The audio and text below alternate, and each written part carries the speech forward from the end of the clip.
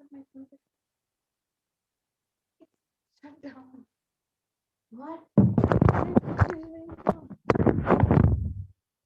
Okay, okay. I'm starting.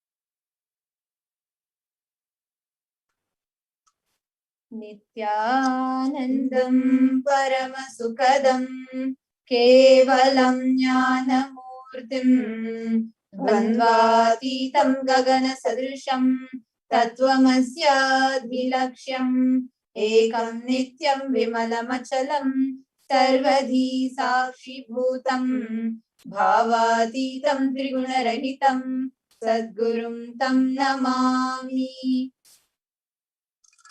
Nithyanandam, we welcome all the viewers that have joined us via Facebook Live, YouTube Live, Twitter, Kailasa's NTV, Kailasa's HNTV, Kailasa TV, and various other social media platforms. We are so excited to join you all in this extremely powerful, one of the most awaited, most celebrated happening in Kailasa every day, the Devi Parashakti Akashic reading, where the Supreme Pontiff of Hinduism embodies, manifests the divine feminine consciousness, Devi Parashakti, and attends to the questions of thousands of people, healing them, walking them out of their problems, causing miracles in their lives, answering their questions, revealing their past, present, and future to them. And we welcome all the viewers who are here for the first time, and you're here just in the right place, just at the right time. Actually, that's so thrilling. Today we have a breaking news that we're going to be sharing with all of you at 4:30 a.m. Indian Standard Time. And this is going to be really something very exciting that we're waiting to share with all of you. Lord, we have today's segment and today's Parashakti Akashic reading. This is all going to be really special. So even if you want to give this to someone really special, we really recommend that you call them for this. Call them for this and get them here, because today what we are going to be sharing and what segment we are going to be having, what Akashic reading we are going to be having is very special. So now, to all of you who are here for the first time, what can you learn in this program? What is it that you can expect in this program? Parashakti, Devi Parashakti Akashic reading, where Parashakti is manifesting through the Nija Avatara, the Supreme Pontiff of Hinduism, attending to thousands of people's questions, answering and leading and guiding them, solving their daily issues, everything. Now, in this whole happening, each and every one of you get to learn the ultimate powerful cognitions, direct guidance, to receive the direct guidance from Devi Parashakti, the cosmic mother herself, on answers to your most mundane questions in life, to the ultimate truths about enlightenment being revealed to you. You get to know about your past, present, and future. You get to know the powerful cognitions, the sacred truths about life, death, and more. And most importantly, at this most important time of the whole coronavirus pandemic time, you directly get the cosmic guidance from the cosmic mother of how you can face and handle the pandemic and succeed in life. Now, how will you achieve it? What is the best way? Because today, you're not just going to listen to them, you're not just going to see them, you're going to experience them. You are going to be initiated, given the Diksha into the ultimate spiritual truths, the ultimate powerful cognitions, and the extraordinary powers of the third eye, the supernatural, the spiritual powers of the third eye awakening, just through the Diksha from Swamiji, without any effort from our side. So today we're going to be learning about who is Devi Parashakti, what are the extraordinary powers that we can manifest through her initiation, and the Akashic reading from her. We're going to also have this profound initiation directly from her, and we are also going to be having her darshan and revelations directly from her, where you can ask your questions live.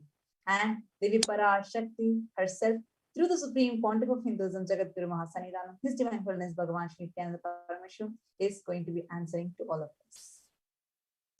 So now, what is Bhava Samadhi Darshan? Please listen. Samadhi, Sama means one with one. Adhi means source. Bhava means attitude or aspect. Bhava Samadhi means being one with the source through a particular attitude or a particular aspect. Now, the Bhava Samadhi, Bhava is attitude, Sama is one, Adi is source.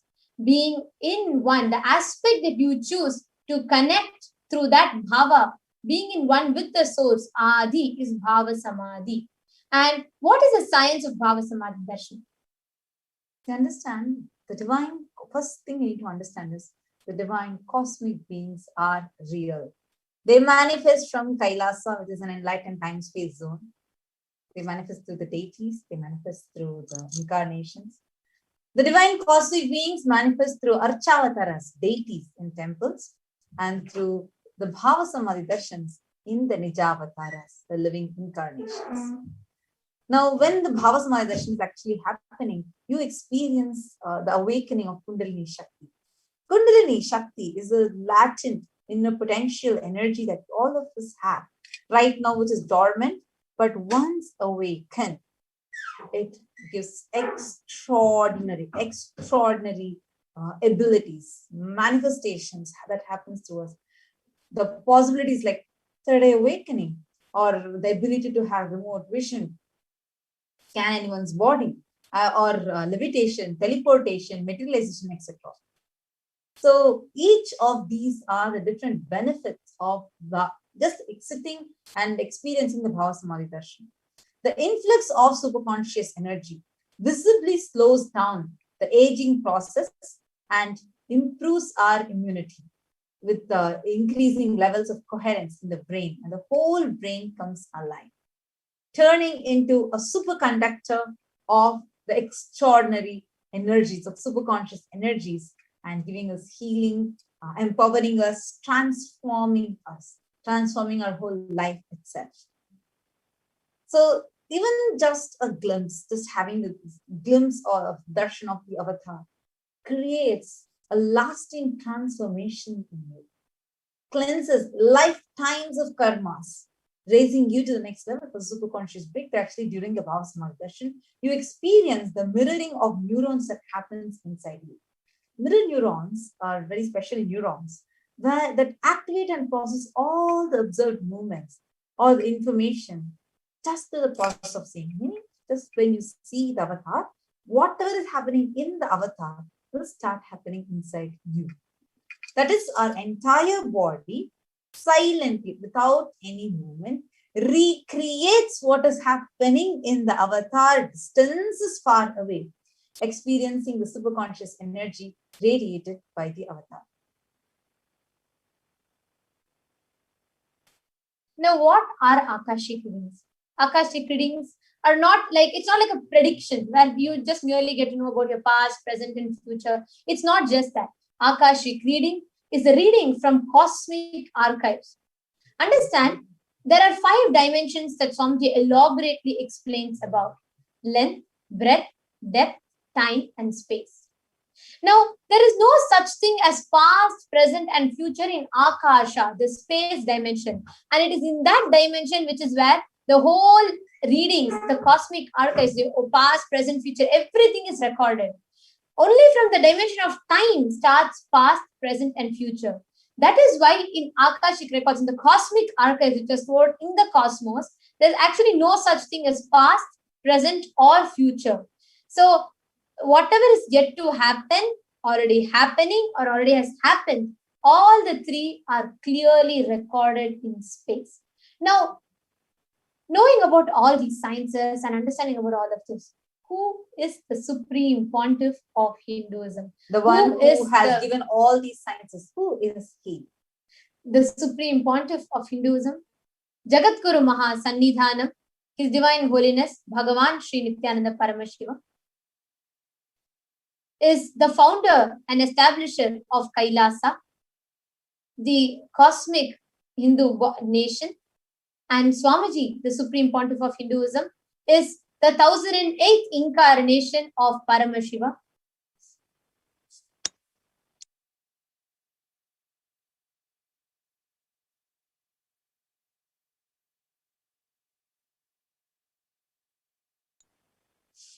Sorry for the technical glitch. Looks like we lost audio. Yes. The supreme pontiff of Hinduism, Jagadguru Maha Sannidhanam, His Divine Holiness Bhagavan Sri Nithyananda Paramashivam, is the founder, establisher, and reviver of Kailasa, the great, grand Hindu enlightened civilizational nation, a macrocosmic, ancient enlightened civilizational Hindu nation. And Swamiji, the Supreme Pontiff of Hinduism, is a 1008th incarnation of Paramashiva as per Hinduism, recognized by his predecessors, recognized by some of the great yogis, enlightened beings, Siddha Purushas, yogis, yoginis, and many others. And Supreme Pontiff of Hinduism has gotten the science of power manifestation, yoga, yogic sciences, and so many other things, including power manifestation, temple-based universities, as a lifestyle for humanity in one of the most easily, practically applicable, easily understandable, one of the most available format for the whole humanity. The Supreme Pontiff of Hinduism is ordained as the 233rd Guru Maha Sannidhanam, the Pontiff of Kanchi Kailasa Sarvagnya Peetham, which is a Tondai Mandaladinam, one of the kingdoms. And Swamiji, the Supreme Pontiff of Hinduism, is the incumbent emperor of Suryavamsha Surangi Samrajyam, the present king, emperor of the Surangi Samrajyam. The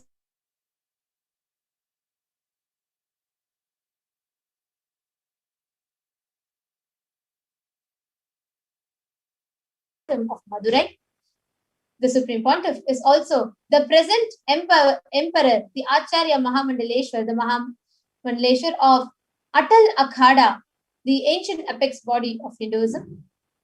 Actually, Swamiji, the Supreme Pontiff of Hinduism, he is the present 23rd Guru Maha Sannidhanam of Dharma Mukti Swargapuram Adinam. And he was elected as Supreme Pontiff of Hinduism with, in a congregation with over thousands of Hindu pontiffs. The Hindu leaders, the pontiffs,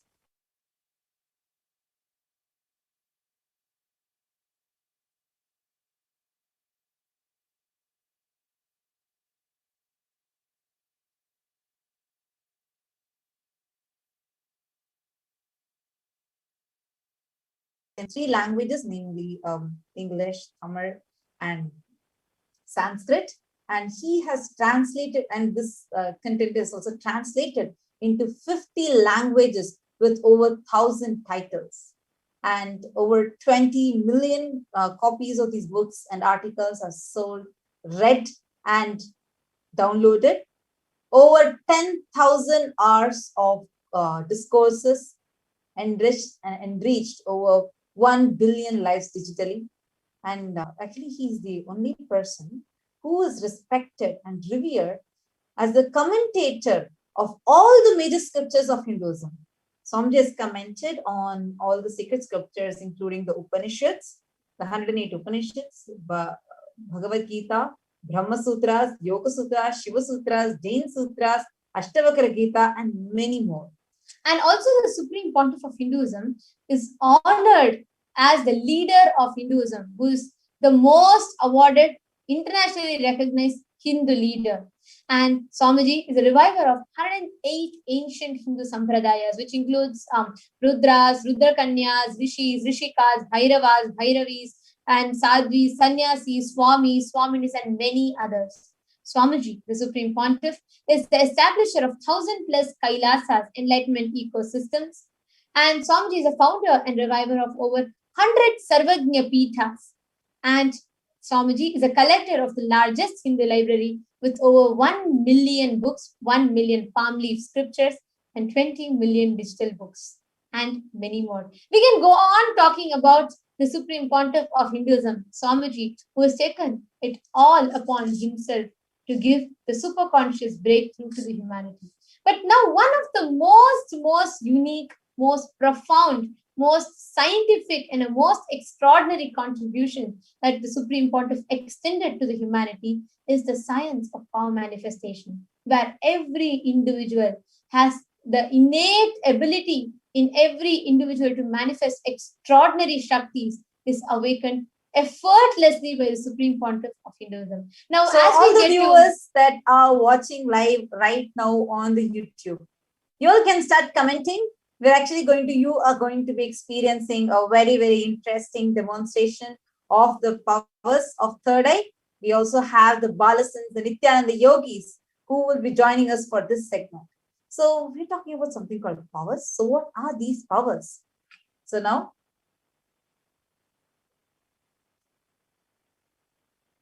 So now let's enter into the power manifestation segment, and we will understand what it is and what are these extraordinary Shaktis. We are going to be showing you all an experiential demonstration of these extraordinary Shaktis just after a short break. So we are going to be entering into the next segment, a very, very exciting one, just as a short break. So stay tuned. We will be right back with you. There are some great spirituals unique to Hinduism. Subtle, otherworldly, but definitive sign manifesting. The cosmic beings in Archavatara, deities in Nijavatara, living incarnations is fasting. Understand?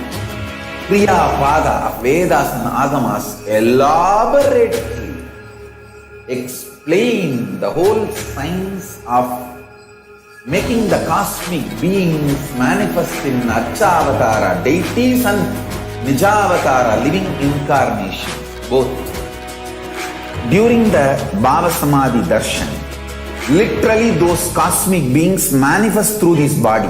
Just like how they manifest in Archavatara, deity, they manifest in Nijavatara, Pratyakshavatara, and give you all the boons you ask, bless you. You see, each God is an independent intelligence to lead you to enlightenment. Each God is a bridge for you to achieve the Shivatva, the ultimate Shiva consciousness. Krishna is the bridge for you to achieve the Krishna consciousness. But the Shiva consciousness, Krishna consciousness, all consciousness is one and the same. Ultimate consciousness only. So that energy itself completely expresses.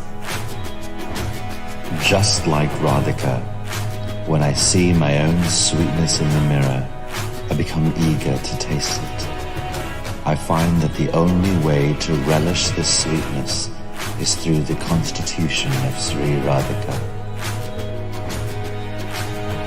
Bhava Samadhi Darshan is a window to the infinite expanse of consciousness, allowing us to glimpse the formless in a way that we can understand. It cleanses the karmas of lifetimes. It awakens our biomemory to the space of Paramashiva, the ultimate consciousness, and creates a deep and lasting transformation in us.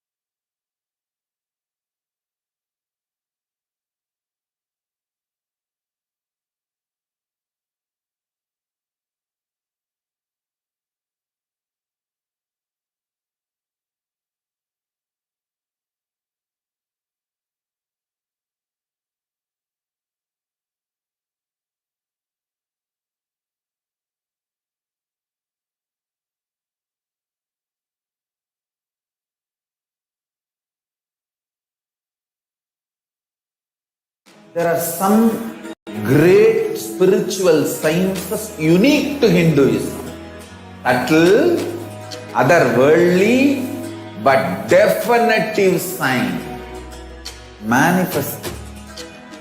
The cosmic beings in Archavatara, deities in Nijavatara, living incarnations is fasting. Understand?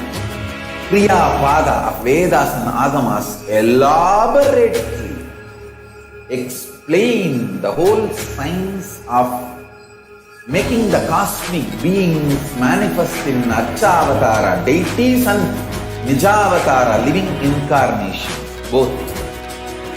During the Bhava Samadhi Darshan, literally those cosmic beings manifest through this body. Just like how they manifest in Archavatara, deity, They manifest in Nijavatara, Pratyakshavatara, and give you all the boons you ask, bless you. You see, each God is an independent intelligence to lead you to enlightenment. Each God is a bridge for you to achieve the Shivatva, the ultimate Shiva consciousness. Krishna is the bridge for you to achieve the Krishna consciousness. But Shiva consciousness, Krishna consciousness, all consciousness is one and the same. Ultimate consciousness only. So that energy itself completely expresses. Just like Radhika, when I see my own sweetness in the mirror, I become eager to taste it. I find that the only way to relish this sweetness is through the constitution of Sri Radhika. Bhava Samadhi Darshan is a window to the infinite expanse of consciousness, allowing us to glimpse the formless in a way that we can understand. It cleanses the karmas of lifetimes.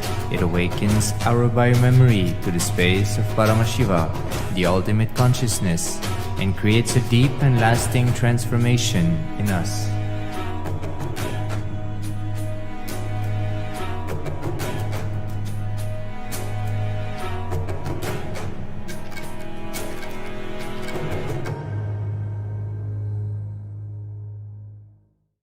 There are some great spiritual sciences unique to Hinduism. Subtle, otherworldly, but definitive sign. Manifesting. The cosmic beings in Archavatara, deities in Nijavatara, living incarnations is fasting. Understand?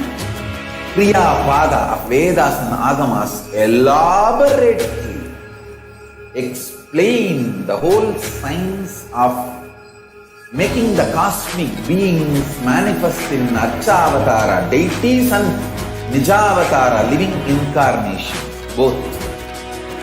During the Bhava Samadhi Darshan, literally those cosmic beings manifest through this body.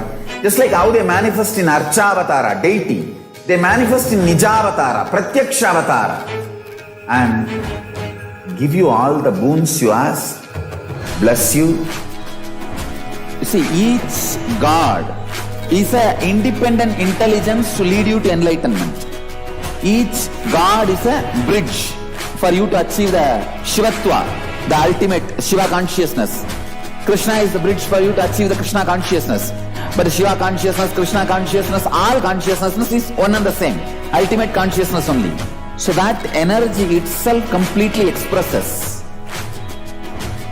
Just like Radhika, when I see my own sweetness in the mirror, I become eager to taste it.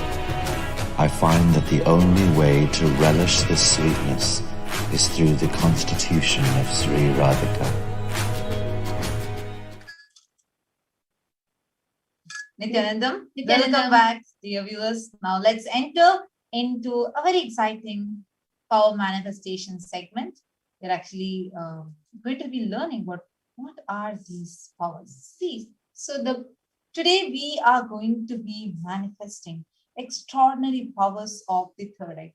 Actually, Paramashivoham so beautifully says that every human being is having the possibility to manifest 463 plus powers. Each person can manifest amazing Shaktis because we have that possibility. Now, what does this Shaktis exactly mean? In the Vedagamas, the sacred scriptures, the source scriptures of Sanatana Dharma, Paramashivoham reveals in an elaborate detail that every human being is hardwired to be able to manifest 463 plus extraordinary Shaktis, divine powers.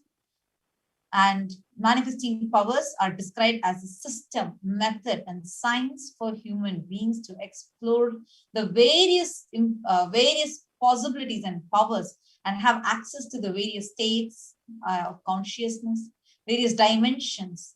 And actually, these Shaktis manifest from you. From the fundamental cognition that you are divine, you need to manifest divine. And not that you are a man and you need to reach divine. No. Actually, this forms the fundamental difference between Shaktis and Siddhis. Shakti is expressed from the space of enlightenment, of feeling connection with the divine and high integrity with the Guru. But Siddhis, on the other hand, are powers that manifest as a side effect of tapas or penance for enlightenment, where you're still not enlightened, but you're in the path of enlightenment. And with Shaktis, they are the very source of enlightenment. The Shaktis given by Paramashiva manifest through every ordinary human being in an extraordinary way.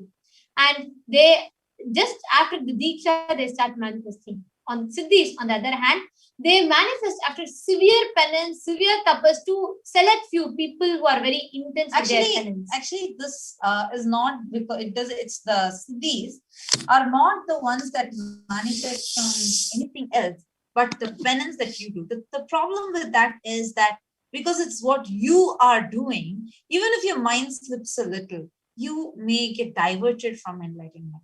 Whereas Shaktis, you don't need to put an effort for it. Instead, you receive it. The more intense you are, of course, the more intense way the Shaktis manifest. But the whole thing is from the space of enlightenment. And these Shaktis are permanent, whereas Siddhis are not. Now, the source of all these Shaktis is Paramashiva. Paramashiva is the primordial divinity in Hinduism, the ultimate reality, cause, effect, self-effulgent, the Swayam Prakasha, all-pervading, unchanging, it's beyond time and space. See, he does the Panchakritya, the 5 cosmic actions of Srishti creation with the sovereign rulership and maintenance, Samhara, rejuvenation, Tirobhava, pulling out of delusion, and Anugraha, which is liberation. Now, Paramashiva and Parashakti, as a most compassionate response to the prayers of humanity, as an ultimate and a final abatement to all the suffering of humanity, chose to come down. And Paramashiva, in his 1008th incarnation, is walking the planet Earth as the supreme pontiff of Hinduism, Jagadguru Maha Sannidhanam, His Divine Holiness, Bhagavan Sri Nithyananda Paramashivam, who has taken upon himself to give this revival to Hinduism, the whole revival of Sanatana Hindu Dharma, gifting that to humanity. Ever since the beginning of civilization, the Sanatana Hindu Dharma has been a cradle of enlightened beings and highly advanced sciences. It was where the science of enlightenment, power, Shaktis, everything was lived, taught as a lifestyle. And for the first time in the modern day, the supreme pontiff of Hinduism is reviving these extraordinary yogic sciences and transmitting it to the world in a record-breaking, never accomplished manner ever before. Now, how is this science carried on?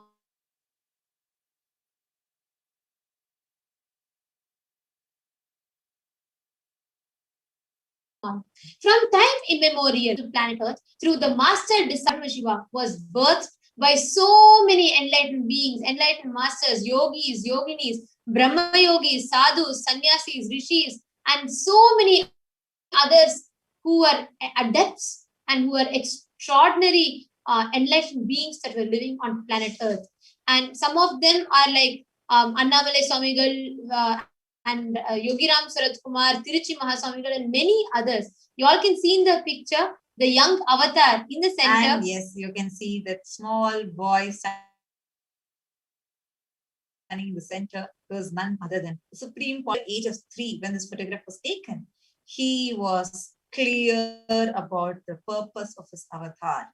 And from that time itself, he had started the revival of Kailasa. And Swamiji was birthed in various aspects such as Vedanta, Tantra, Sri Vidya, Yoga, Yogic sciences, Mantra Shastra, Siddha Vidya, Aushadha, Bhakti Yoga, Advaita, Paramashiva Jnana, and Paramashiva Vijnana.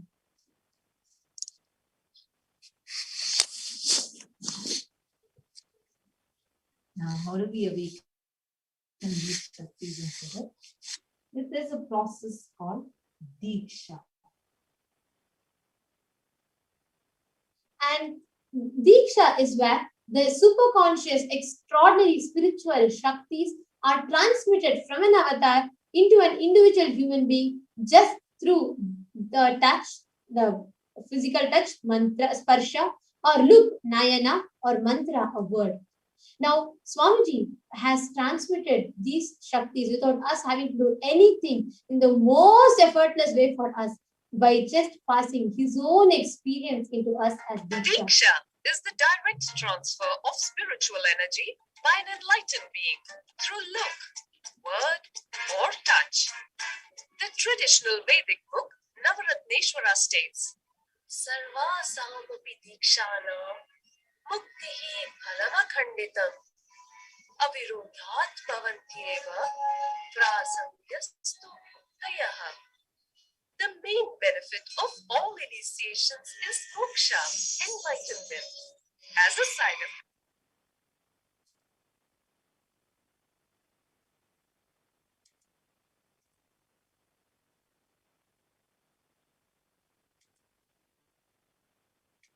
Diksha is the direct transfer of spiritual energy by an enlightened being through look, word, or touch.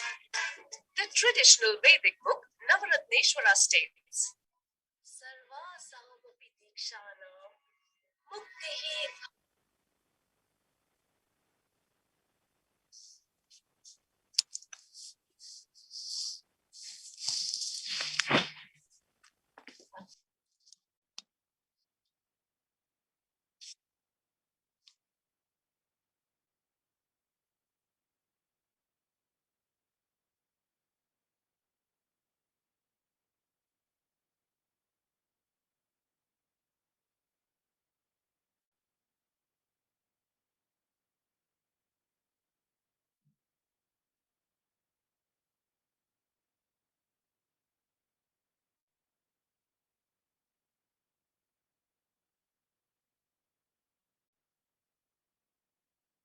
Diksha is the direct transfer of spiritual energy by an enlightened being through look, word, or touch.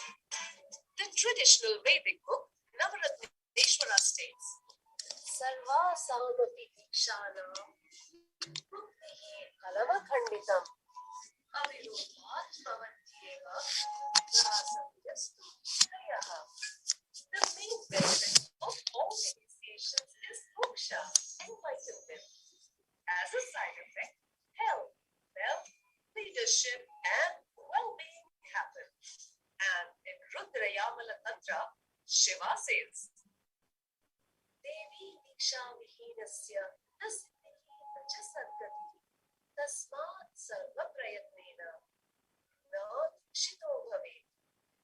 The one who is not initiated does not attain liberation nor a better future. So by all efforts, one should get initiated by Guru.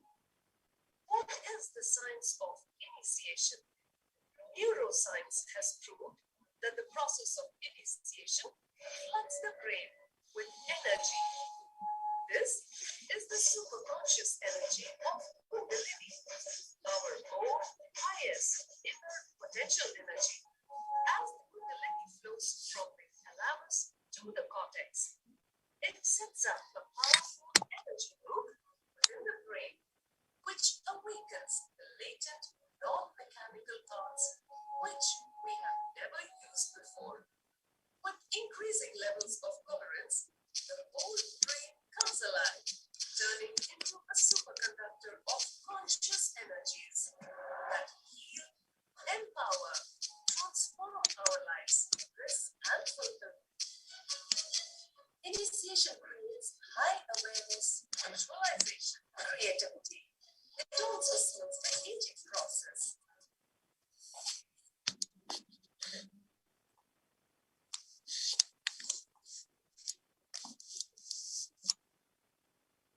Now, whatever we are learning, you understand, you are all going to be experiencing this Diksha today. And whatever we are learning, whatever we are receiving, everything is authenticated through four aspects of evidences, namely the Shastra Pramana. Shastra Pramana, the scriptural references, the eternal, unchangeable truth that is revealed in the source scriptures.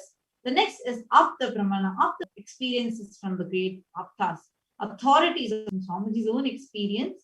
And The next is Pratyaksha Pramana, the empirical evidences from the observations and scientific experiments that are conducted, many on the directly on Supreme Pontiff of Hinduism himself. Now, where are these extraordinary sciences taken from? They are taken from Vedagamas. Vedas are the ultimate superior authority for Sanatana Hindu Dharma. Vedas are pure science and where the ultimate truths are explained. Agamas are the scriptures where the applied technology, the applied science are explained. Vedas and Agamas, the Vedagamas, are given the status of Shruti as they are directly revealed by Paramashiva himself. They are the ultimate, eternal, unchangeable truths. A reference cited from these Shastras or so scriptures is called as the Shastra Pramanas. Now let us get ready to witness a very unique, exciting demonstration of the powers of third eye.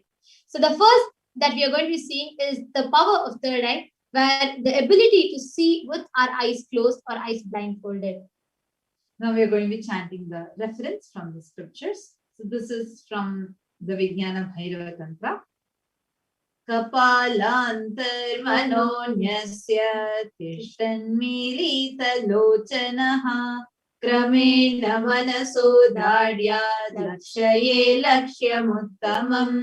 By fixing the mind on the inner space within the crown center and sitting stably without any movement, having the eyes closed in succession by that ability of the mind and inner space, through the power of the third eye, one directly sees the ultimate goal by having the vision beyond the sight that reveals any object or place, attaining the space of oneness with the source, Paramashivoham.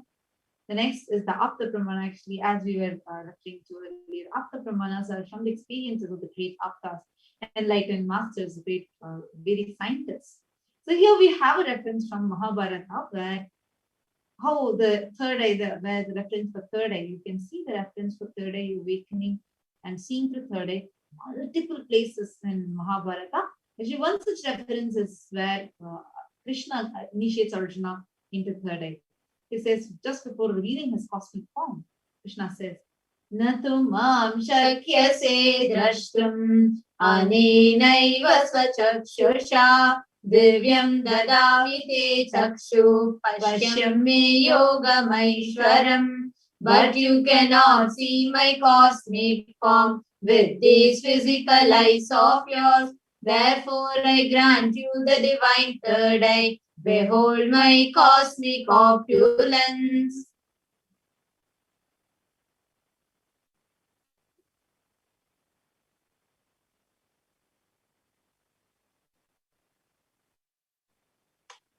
The Atma Pramana is from Swamiji's very own words, where Swamiji reveals this, how just at the young age of 12, Swamiji had the complete 360-degree vision.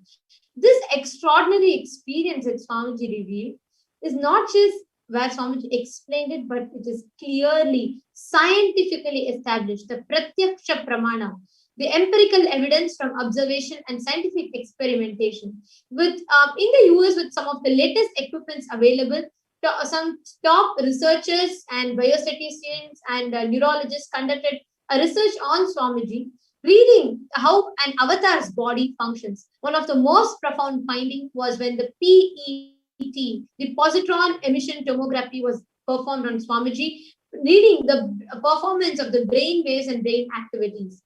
And when this was done, the doctors were shocked to find whether when Swamiji is doing the daily activities like healing, walking, talking to people, or when Swamiji was in the deep restful awareness, the meditative state or samadhi, at both the times Swamiji's brain, the high activity was measured in the brain where the third eye was located. And this established the fact that how the superconscious energy, how the avatar is established in the highest superconscious energy and is always like how avatar is extending this great science to humanity very, very effortlessly. Actually, now we are all going to be witnessing the live demonstration of this power manifesting. Actually, when we have the third eye awakening, what extraordinary ability starts manifesting through us, we can very clearly see. Now we're actually literally going to be demonstrating the same to all of you. Now we are going to be having the Balasans of the Nithyananda Gurukul, who is going to be coming and who is going to be manifesting this for all of us. Now let's enter into the manifestation. We have Manitya Yoga Pranananda and Manitya Kaladarananda who have joined us here. Yes, Nithyananda, Manitya Yoga Pranananda and Manitya Kaladarananda.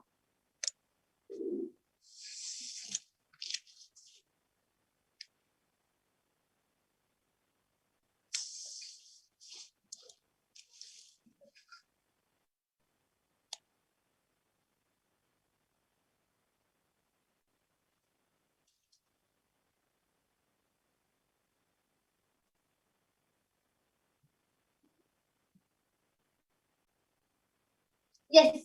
So we have Ma Yoga Pranam, Ma Kaladara with us, Nithyananda Ma. Yes. So are you all ready for a very exciting and to share with all the viewers here in front of us this extraordinary Shakti of the third eye. So Ma Yoga Prana, why don't you go ahead and take the eye bands and guide us what you are going to be doing and what the Balasans are going to be doing. Yes. So Nithyananda, we thank all of you for joining us for today's Bhavasamadhi Darshan preparation for Devi Parashakti Akashic readings. Today you will be witnessing one of the extraordinary Shaktis of Paramashiva being manifested, the power of third eye reading. And along with me here, I have an eye band. In front is a complete opaque sheet. Behind is a thick sponge. All of you can see is a thick sponge and 2 holes for the eyes to comfortably fit inside. And it's an ophthalmologist certified eye band used for people who have insomnia. So it is completely proven that no light can enter through this eye band. It is covered from all sides.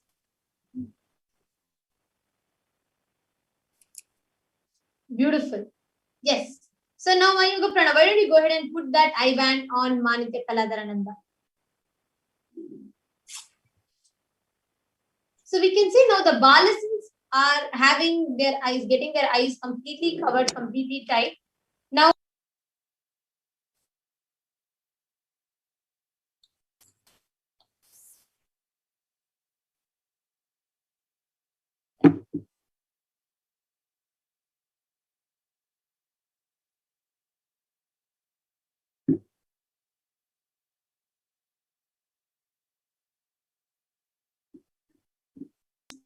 all those who are watching us right now on YouTube, you're all going to be completely, you all can keep commenting and Manitya Kaladarananda is going to be scanning, see what you are posting and she's going to be connecting and reading whatever you're posting as comments. So you can go ahead, each of you can post different emojis and numbers. Mabina Bulai, Krishnan Mohanlal, and M. Poppy. So many of you who are posting the comments.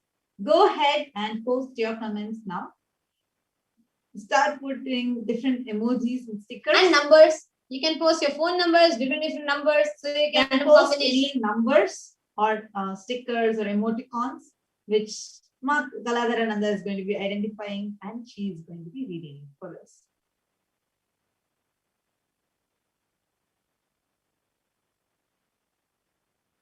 Yes, Manitya Kaladarananda, why don't you go ahead and start reading whatever comments you're seeing at the bottom of the screen. Meaning whatever is coming newly, you can start reading them.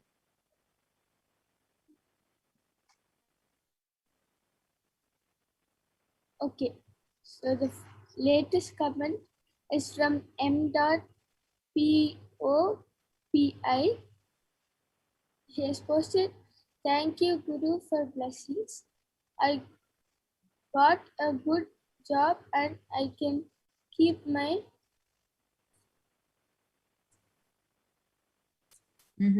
Good. Actually, all of you can see she is having her eyes tight and she is seeing the live comments on Kailasa's HDH Nithyananda YouTube channel.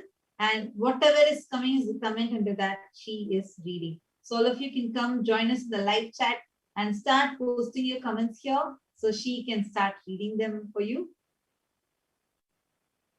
Go ahead, Makaladara, you can continue. Yes. So what has Manitya Venkateshananda who has posted now? What has she posted? Ma Venkateshananda has posted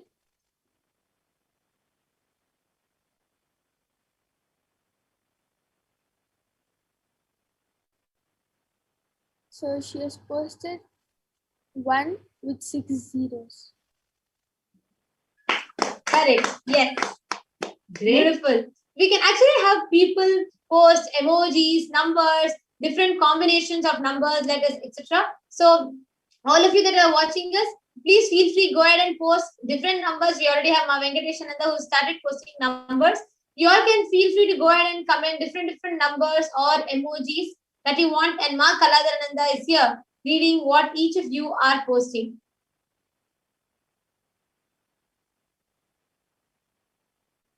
Ma Kaladara, you can... Yes, go ahead. Continuing the comment, I got a good job and I can keep my business. I can keep my... Thank you. He has posted the previous comment, then that is also from m.popi. He has posted Om Nithyananda. All right. So can you scroll down and see if there's any other latest comments coming in? Yes.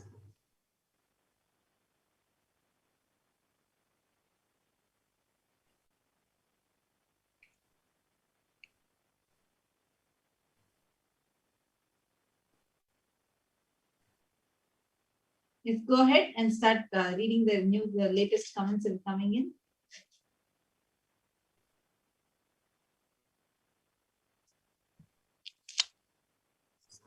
So the next comment is from MYGREEN.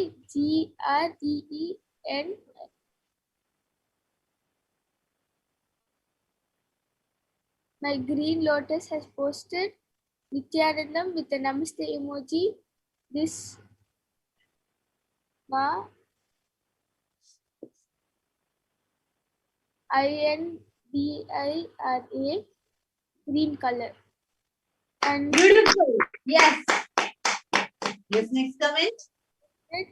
K1 plus U1 equals K2 plus U2 and an emoji of an emoji like that. And yes. Like that. And the next comment, Anand Sanjay, hello.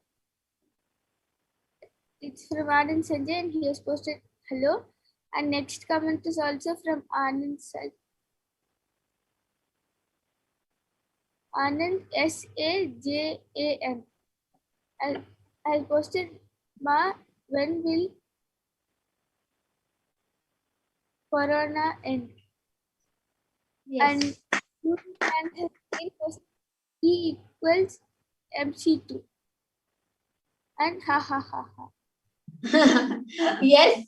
Okay. And there is one more comment. What is the next comment? The comment is from CHRMAN.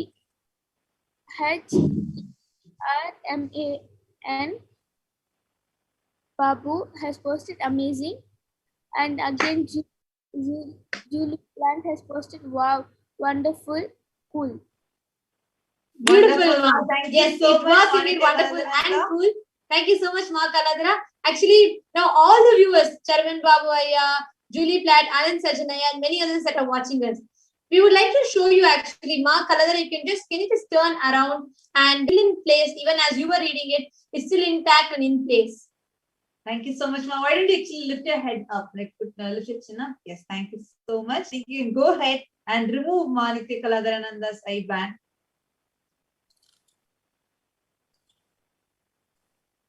Yes.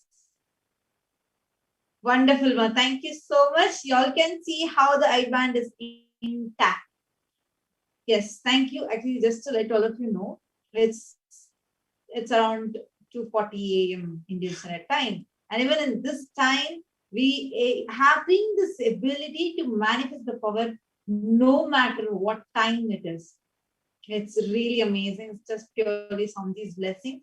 So Thank you so much, Manite Kaladarananda and Manite Yoga Prananda for joining us for this. Thank you, Nithyananda. Now we are going to be entering into the next segment. In this segment, we are going to be learning about what is actually going to be happening today, the Akashic reading. What is Akashic reading and what exactly happened to us during this Akashic reading? Let's continue the segment after a short break. There are some great spiritual sciences unique to Hinduism. Subtle, otherworldly, but definitive sign. Manifesting the cosmic beings in Archavatara, deities in Nijavatara, living incarnations is possible. Understand? Kriya Pada of Vedas and Agamas elaborately explain the whole science of making the cosmic beings manifest in Archavatara, deities and Nijavatara, living incarnations, both. During the Bhava Samadhi Darshan, literally those cosmic beings manifest through this body. Just like how they manifest in Archavatara, deity, they manifest in Nijavatara, Pratyakshavatara, and give you all the boons you ask, bless you. You see, each God is an independent intelligence to lead you to enlightenment. Each God is a bridge for you to achieve the Shivatva, the ultimate Shiva consciousness. Krishna is the bridge for you to achieve the Krishna consciousness. But Shiva consciousness, Krishna consciousness, all consciousness is one and the same. Ultimate consciousness only. So that energy itself completely expresses. Just like Radhika, when I see my own sweetness in the mirror, I become eager to taste it. I find that the only way to relish this sweetness is through the constitution of Sri Radhika. Bhava Samadhi Darshan is a window to the infinite expanse of consciousness, allowing us to glimpse the formless in a way that we can understand. It cleanses the karmas of lifetimes. It awakens our biomemory to the space of Paramashiva, the ultimate consciousness, and creates a deep and lasting transformation in us.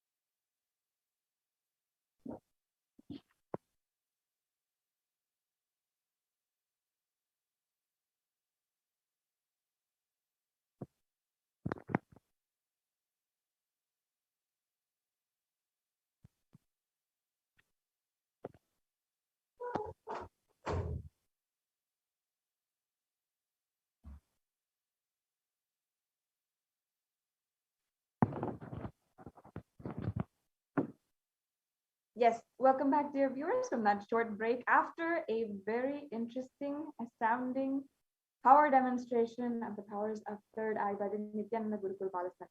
Now let's understand what are the Akashic readings.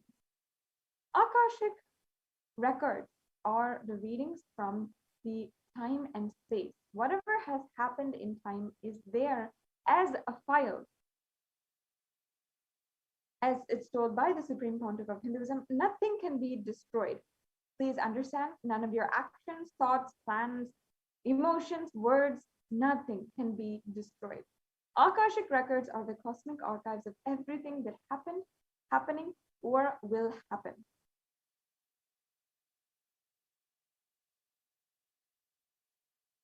Yes, the next slide, please.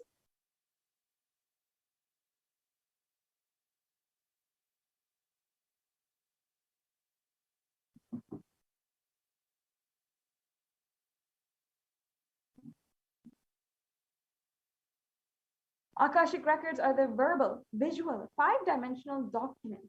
Whatever is happening continuously getting recorded. all the information you collected from all your births is in your DNA.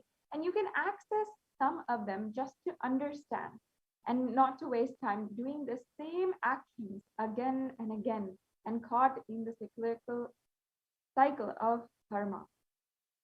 Yes, the next slide, please.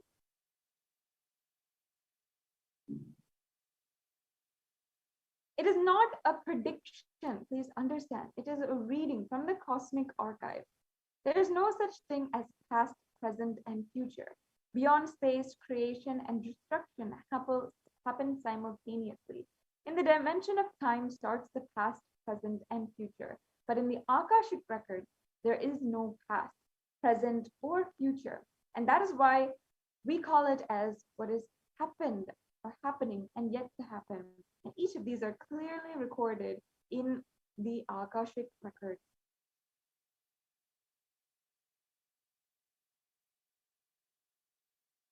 In Swamiji's own words, nobody has the right to comment on these readings. Nobody has the right to manipulate these readings.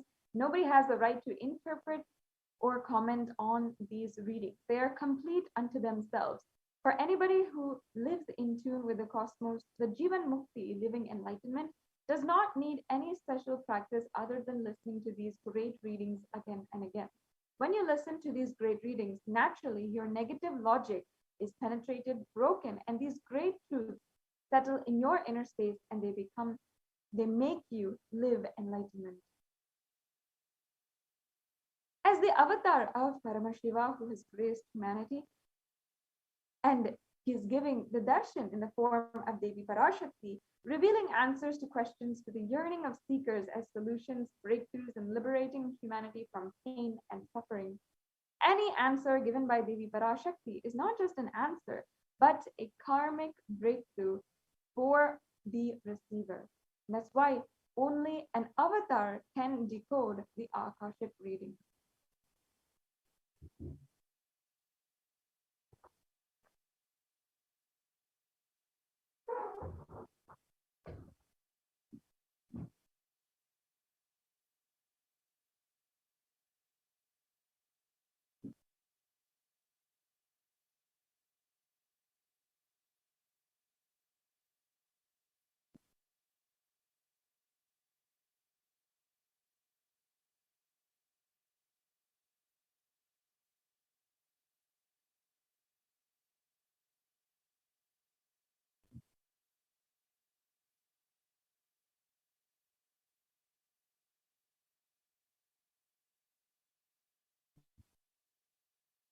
So what we're going to be experiencing today is the Supreme Pontiff of Hinduism gracing in the form of Devi Parashakti.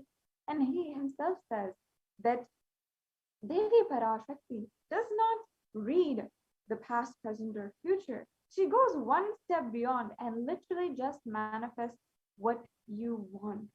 And she is the one who creates your reality as how you want it. Anyone, as a reminder, anyone who would like to ask any question or request any blessings for the Parashakti Akashic reading, you can reach out in any of the social media platforms, Instagram, YouTube, Twitter, and use the hashtag #AskTheAvatar, tag @Sri Nithyananda, and your question may be read out, and Devi Parashakti herself will answer and bless you in so many different ways in your life.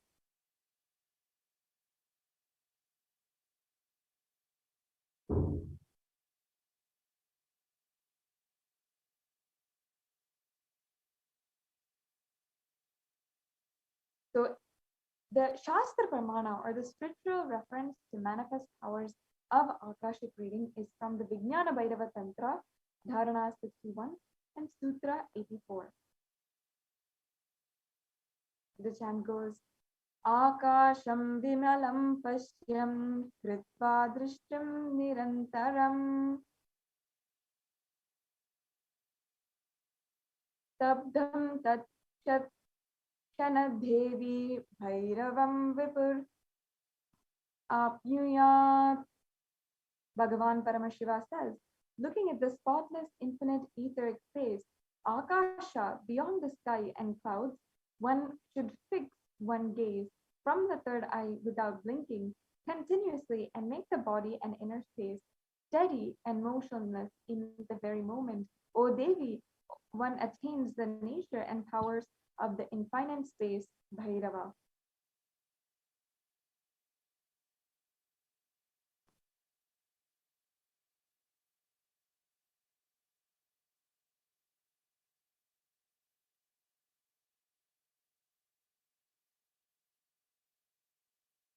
The Apta Pramana for the Akashic reading is from the Mahabharata. In the Hindu Purana Mahabharata, narrates the story of the Greek sage Maitreya, who reveals the secrets to Vidura, the story of his birth in human form and reasons all of his suffering. Sage Maitreya accessed the Akashic records and told Vidura that he was not an ordinary man, and but was in fact the incarnation of Yamaraj, the Lord of Death. He was to play the part of a so-called Shudra for 100 years, being cursed by Manduka Muni. The next slide, please.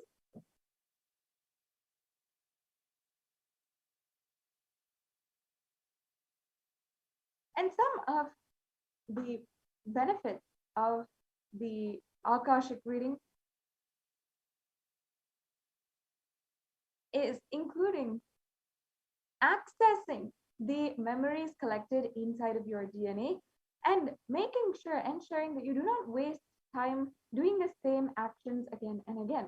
Accessing the DNA code, reading the Akashic records will be useful for you to be liberated from the default future, bringing an end to binding cognitions, known and unknown, suffering, leading you to experience enlightenment. Paramashivoham.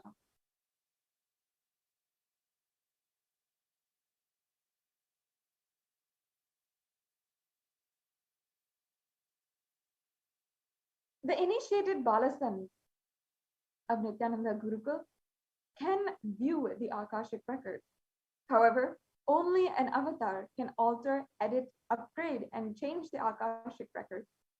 During the darshan and dikshas, the Supreme Pontiff of Hinduism blesses and upgrades the Akashic records as per the prayer of the devotee. Yes, the next slide, please.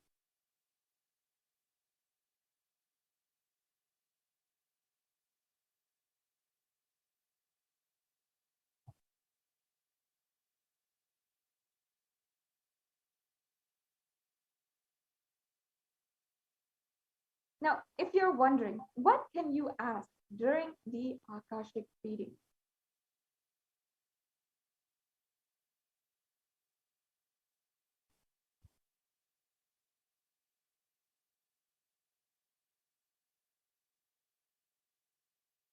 Or how you can ask during the Akashic readings today, you can always go to any of the social media platforms, Instagram, YouTube, Twitter, or Facebook, and use the hashtag #AskTheAvatar to ask your questions. During the Akashic reading, you will have the most accurate and unbiased answer to any questions about your life, destiny, purpose, or any everyday part of your life even. And you will be spiritually healed of physical and emotional problems with just a look or word. You'll be able to understand the reasons behind your life's happenings, receive blessings to fulfill your right desires, and get the clarity to redesign your future.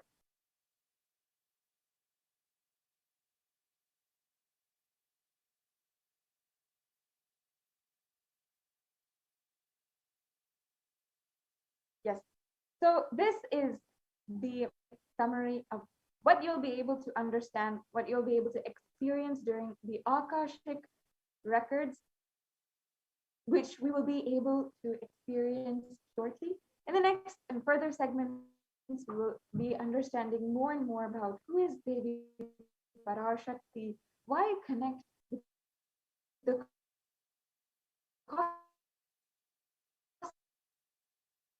cosmic mother, and what is the benefit that so many people have received so far by the Supreme Court. and be back with you.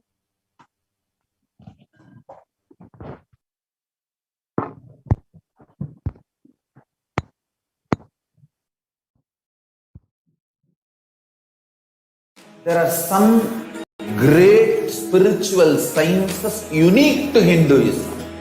Subtle, otherworldly, but definitive sign. Manifesting the cosmic beings in Archavatara, deities in Nijavatara, living incarnations is possible. Kriya Pada of Vedas and Agamas elaborately explain the whole science of making the cosmic beings manifest in Archavatara, deities and Nijavatara, living incarnations, both. During the Bhava Samadhi Darshan, literally those cosmic beings manifest through this body. Just like how they manifest in Archavatara, deity, they manifest in Nijavatara, Pratyakshavatara, and give you all the boons you ask, bless you. You see, each God is an independent intelligence to lead you to enlightenment. Each God is a bridge for you to achieve the Shivatva, the ultimate Shiva consciousness. Krishna is the bridge for you to achieve the Krishna consciousness. But Shiva consciousness, Krishna consciousness, all consciousness is one and the same. Ultimate consciousness only. So that energy itself completely expresses. Just like Radhika, when I see my own sweetness in the mirror, I become eager to taste it. I find that the only way to relish the sweetness is through the constitution of Sri Radhika. Bhava Samadhi Darshan is a window to the infinite expanse of consciousness, allowing us to glimpse the formless in a way that we can understand. It cleanses the karmas of lifetimes. It awakens our biomemory to the space of Paramashiva, the ultimate consciousness, and creates a deep and lasting transformation in us.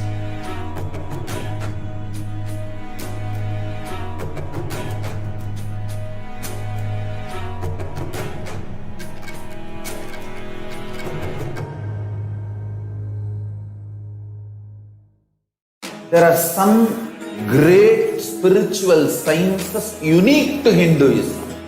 Subtle, otherworldly, but definitive sign. Manifesting the cosmic beings in Archavatara, deities in Nijavatara, living incarnations is possible. Understand? Kriya Pada of Vedas and Agamas elaborately explain the whole science of making the cosmic beings manifest in Archavatara, deities and Nijavatara, living incarnations, both. During the Bhava Samadhi Darshan, literally those cosmic beings manifest through this body.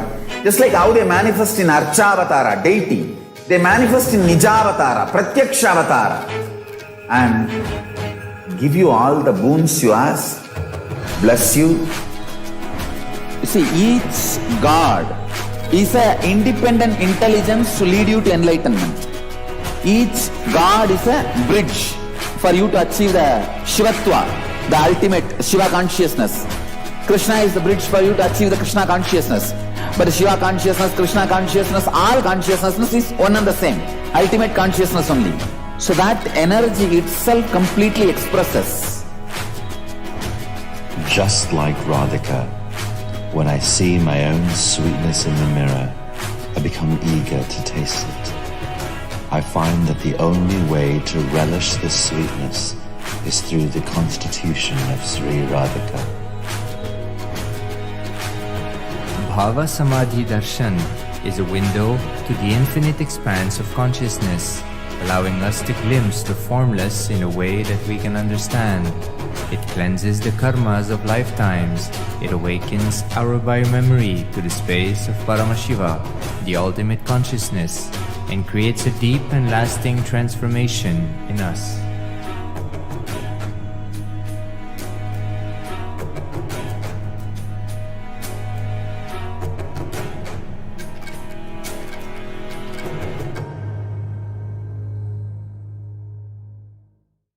There are some great spiritual sciences unique to Hinduism. Subtle, otherworldly, but definitive sign. Manifesting the cosmic beings in Archavatara, deities in Nijavatara, living incarnations is possible. Understand? Kriya Pada of Vedas and Agamas elaborately explain the whole science of making the cosmic beings manifest in Archavatara, deities and Nijavatara, living incarnations, both. During the Bhava Samadhi Darshan, literally those cosmic beings manifest through this body. Just like how they manifest in Archavatara, deity, they manifest in Nijavatara, Pratyakshavatara, and give you all the boons you ask, bless you. You see, each God is an independent intelligence to lead you to enlightenment. Each God is a bridge for you to achieve the Shivatva, the ultimate Shiva consciousness. Krishna is the bridge for you to achieve the Krishna consciousness. But Shiva consciousness, Krishna consciousness, all consciousness is one and the same. Ultimate consciousness only. So that energy itself completely expresses. Just like Radhika, when I see my own sweetness in the mirror, I become eager to taste it. I find that the only way to relish this sweetness is through the constitution of Sri Radhika. Bhava Samadhi Darshan is a window to the infinite expanse of consciousness, allowing us to glimpse the formless in a way that we can understand. It cleanses the karmas of lifetimes. It awakens our biomemory to the space of Paramashiva, the ultimate consciousness, and creates a deep and lasting transformation in us.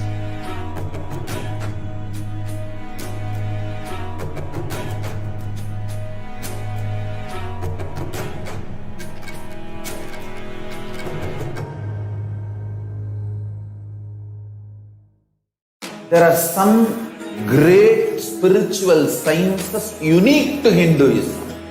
Subtle, otherworldly, but definitive sign. Manifesting the cosmic beings in Archavatara, deities in Nijavatara, living incarnations is possible. Understand? Kriya Pada of Vedas and Agamas elaborately explain the whole science of making the cosmic beings manifest in Archavatara, deities and Nijavatara, living incarnations, both. During the Bhava Samadhi Darshan, literally those cosmic beings manifest through this body. Just like how they manifest in Archavatara, deity, they manifest in Nijavatara, Pratyakshavatara, and give you all the boons you ask, bless you. You see, each God is an independent intelligence to lead you to enlightenment. Each God is a bridge for you to achieve the Shivatva, the ultimate Shiva consciousness. Krishna is the bridge for you to achieve the Krishna consciousness. But Shiva consciousness, Krishna consciousness, all consciousness is one and the same. Ultimate consciousness only. So that energy itself completely expresses. Just like Radhika, when I see my own sweetness in the mirror, I become eager to taste it. I find that the only way to relish this sweetness is through the constitution of Sri Radhika. Bhava Samadhi Darshan is a window to the infinite expanse of consciousness, allowing us to glimpse the formless in a way that we can understand. It cleanses the karmas of lifetimes. It awakens our biomemory to the space of Paramashiva, the ultimate consciousness, and creates a deep and lasting transformation in us.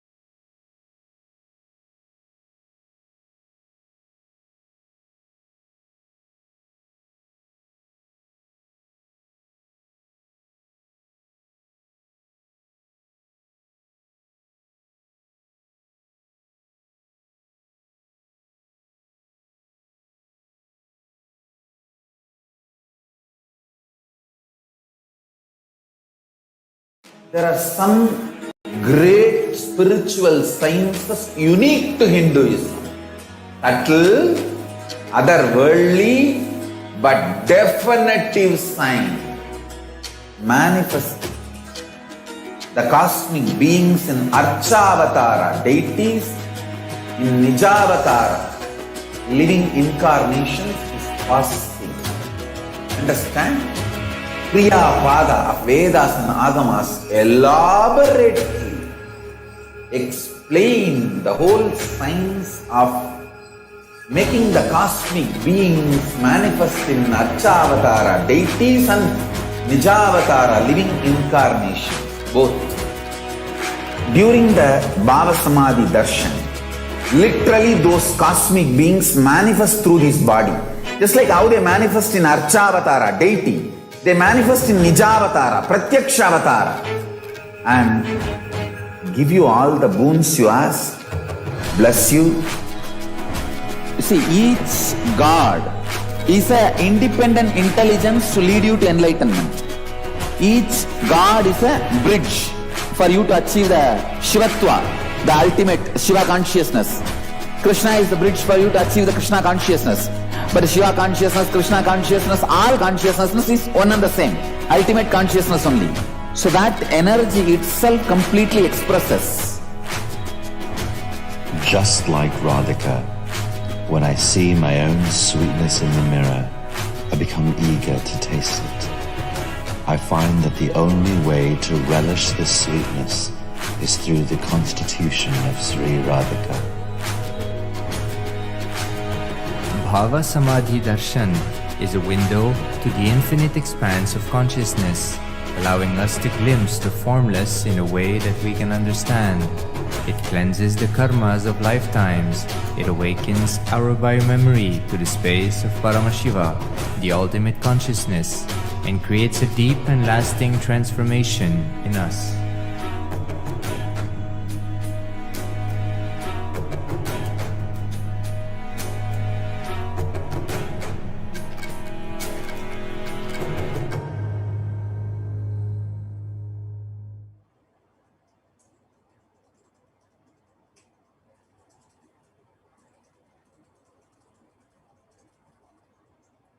Welcome back, dear viewers. In the next segment of today's program, we are going to introduce to you about the divine feminine consciousness. Let us see what is divine feminine consciousness.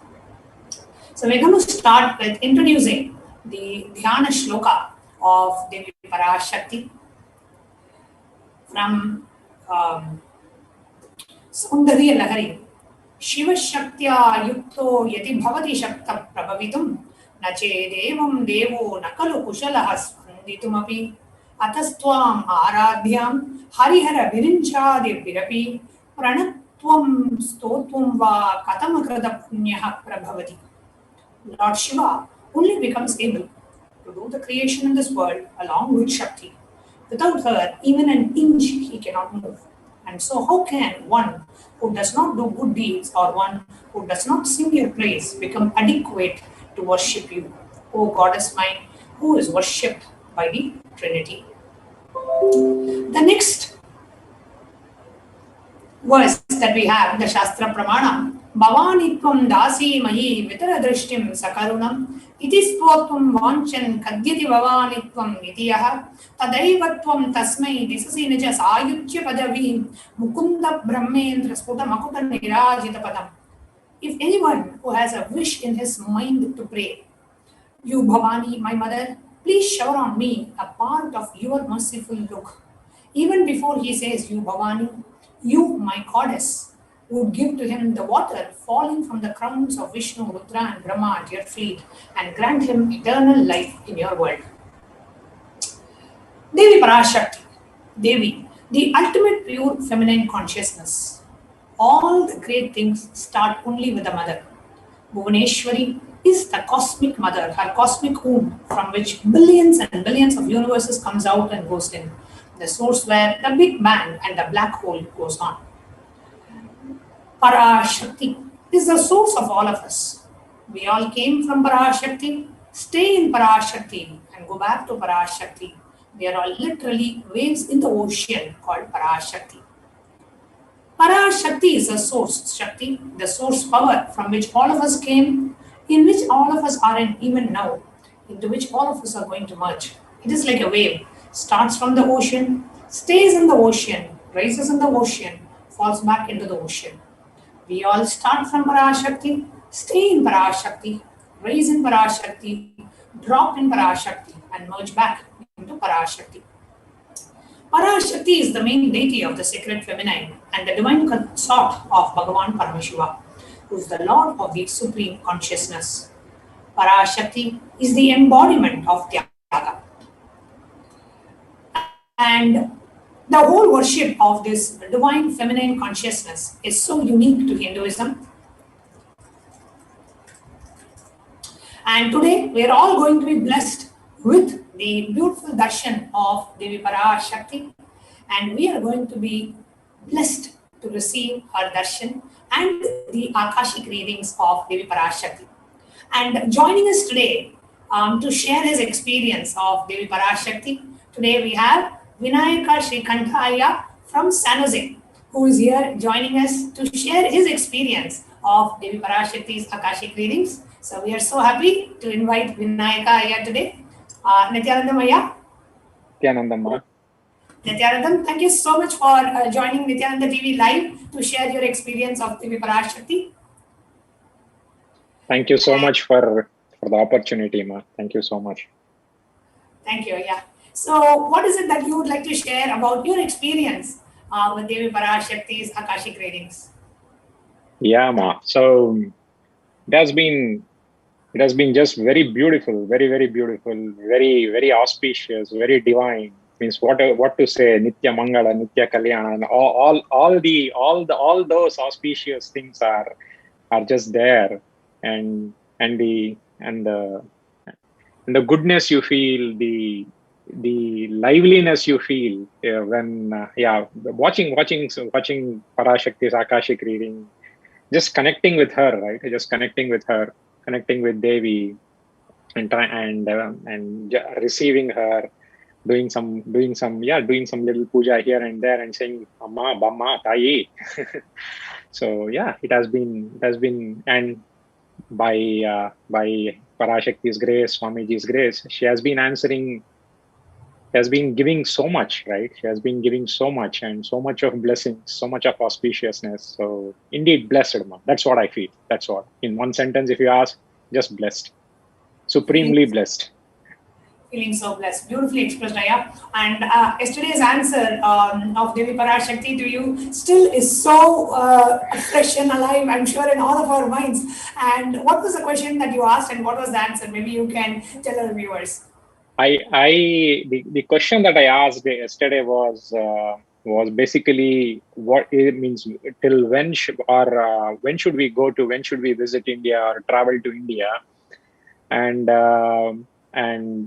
should we travel to India in 2022 or not? And the answer that I got was actually it really hit my soul. I know I was actually going through the answer for almost like 1 to 2 hours, trying to understand what actually Devi is trying to say to me, because it is an answer for me. And then slowly, steadily, I could understand the context and what all I had in my mind while I was asking that question, though unsaid. Devi, as usual, knows everything, right? Everything. Absolutely, she knows everything. So what I had not asked, what I had asked, what I am supposed to ask, all those things, she put it together, and she said, okay, and she gave the answer, saying that, yeah, especially now, given the fact that given the third wave that is happening, that is going to happen in India, and the amount of effort that Kailasa and Swamiji is putting to make sure that to basically give that particular knowledge, that how do you need to simple things, how do you need to quarantine, what is multi-level quarantine, how actually should you do it, and what does it take, what kind of infrastructure does it take, and how do we kind of do it as a model. Like, for example, Biddi Kailasa is becoming a model of how to do that. And I honestly request all the all the leaders, the community leaders, even simple things like the locality leaders, right? Like, for example, not everybody may not be able to go to the ashram for various reasons. But if we understand how we need to handle it, because this pandemic and all these things, how do we need to handle this? Like, how do we now need to implement this multi-level quarantine in your area? How to do that? Maybe, for example, all the people in the flat or all the people in the area, they get together and say they designate some kind of this kind of compartments and etc. etc. So yeah, so all those things which are being given out, I just request everybody to just tune in, and especially when Devi comes, whether she answers your question or not, 100% sure she's listening to you, right? She's definitely listening to you, and she will answer your question moment it is coming out of, means that space. When you carry that, automatically she will answer it. But even otherwise, she's listening to you, and she is giving. And when she is answering others, it is not that she's only answering me. She's answering so many of us. She's answering so many of us that question that, hey, should we now visit India or not? Or what should we do? How do we need to plan? Things like that, right? So yeah, that was what I felt now. Yeah. Initially, I felt a bit, it was such a ferocious answer, right? It was such a ferocious answer and such a powerful answer. So it kind of shook me a bit, but I could start understanding the depth of what Devi is saying. So that was what I felt. Yeah. So beautiful. I actually, right after Devi Parashakti answered your question, we were having a discussion with other co-sannyasis, because Swamiji has been talking about this Padayatra from the year 2013, which was when I was initiated into the path of sannyas and Purna sannyas. At that time itself, Swamiji said 10,000 sannyasis will be doing the Padayatra in the year 2020, and literally enriching the whole of Bharat, and demonstrating the powers, and that's one time. And then even in during Mahasadashivam in the year 2017, again Swamiji talked about the Padayatra in the year 2020. So multiple times in the year, Swamiji already foresaw what was going to come, and he had a plan to protect India and from this COVID pandemic. And that's exactly today we are going to share at 4:30 a.m.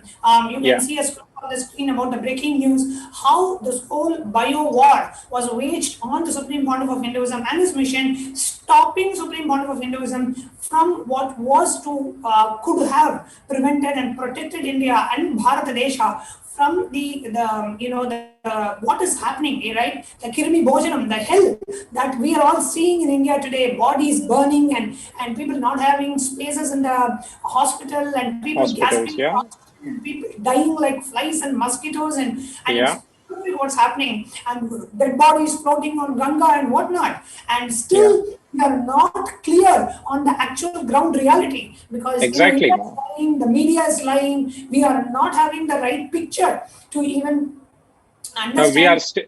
We are still feeling that it is something that we as humans in control. It is beyond that. That plane of control is no more available. It is very evident with the amount of massive amount of random happenings, right? It is like you feel it is chaos, but no, it is not. So you need to understand that it is a higher level. There is a plane of existence that you cannot understand unless you are in association, or you connected to Swamiji or to Devi Parashakti somehow or the other. So it is very important to understand that this is the time not to say that, okay, I can do it, you can do it. No, listen to what is being said. So, and Devi Parashakti has so beautifully said that, the solution is so simple. So if all the leaders, if the right people at every level, whether it is a community, whether it is a town, whether it is a city, whether it is a state, or whether it is a country, if all of them understand this particular message, and we all do what we feel responsible and what we can do from our hand. Maybe I'm just, since we are on NTV, I'm requesting if anybody who knows anybody who can influence the return of Swamiji, in the right way, as Devi Parashakti has said. Means when she said that one from last, from last 1.5 months, I was feeling, Swamiji, somewhere or the other, I personally do also feel responsible. Whether I'm in India or not, or that is a different matter, but we could not, and especially when he said about the Gurukul, about Tiruvannamalai, on that day,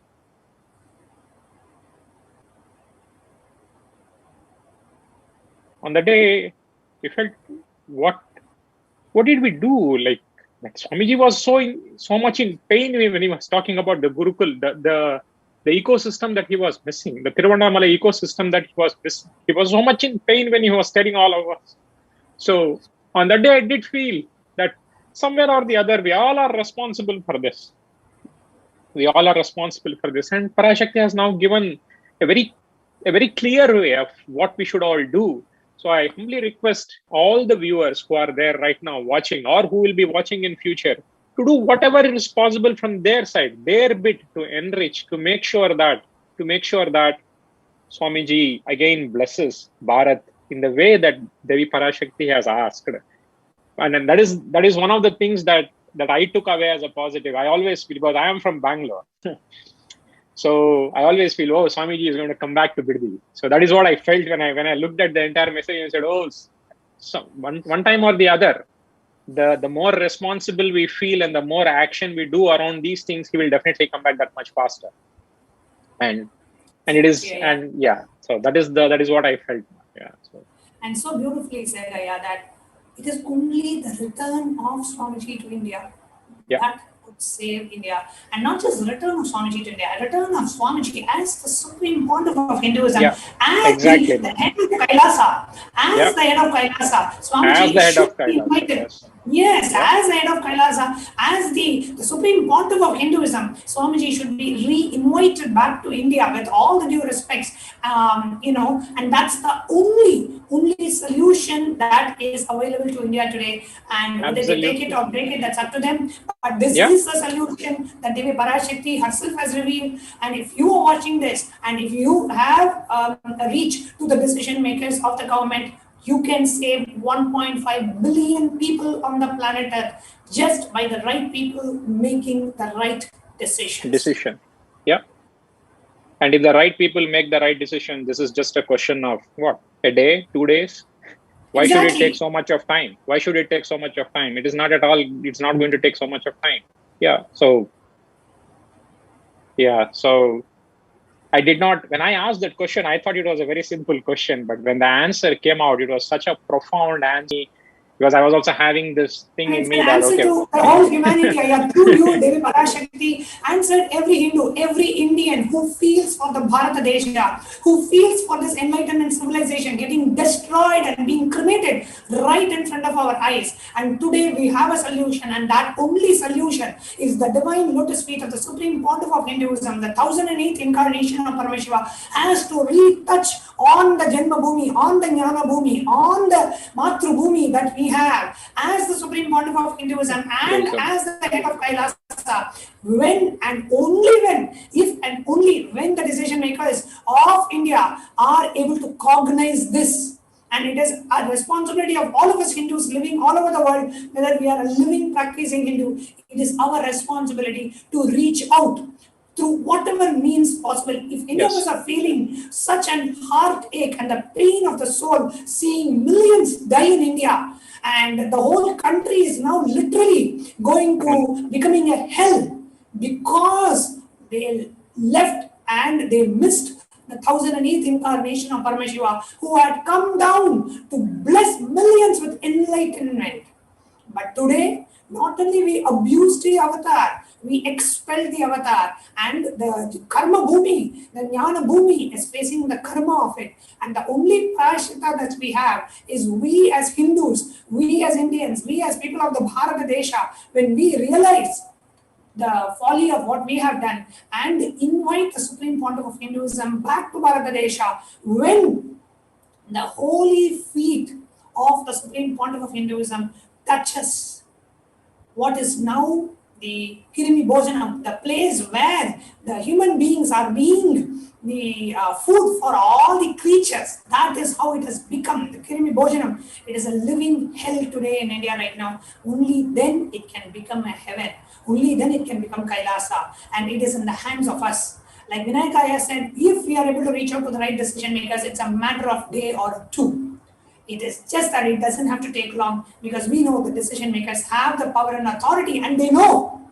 And everybody who has heard about the Supreme Pontiff of Hinduism know and recognize Swamiji's divine power, and that Swamiji is the divine incarnation of Paramashiva. Whether you are a follower of Swamiji, whether you are an atheist, whether you are an agnostic, whether you are an anti-Hindu, you know that Swamiji is the 1008th incarnation of Paramashiva.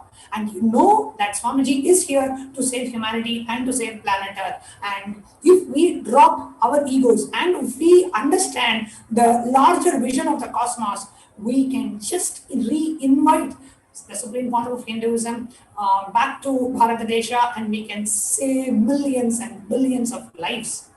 You know, the human life is the most difficult to get.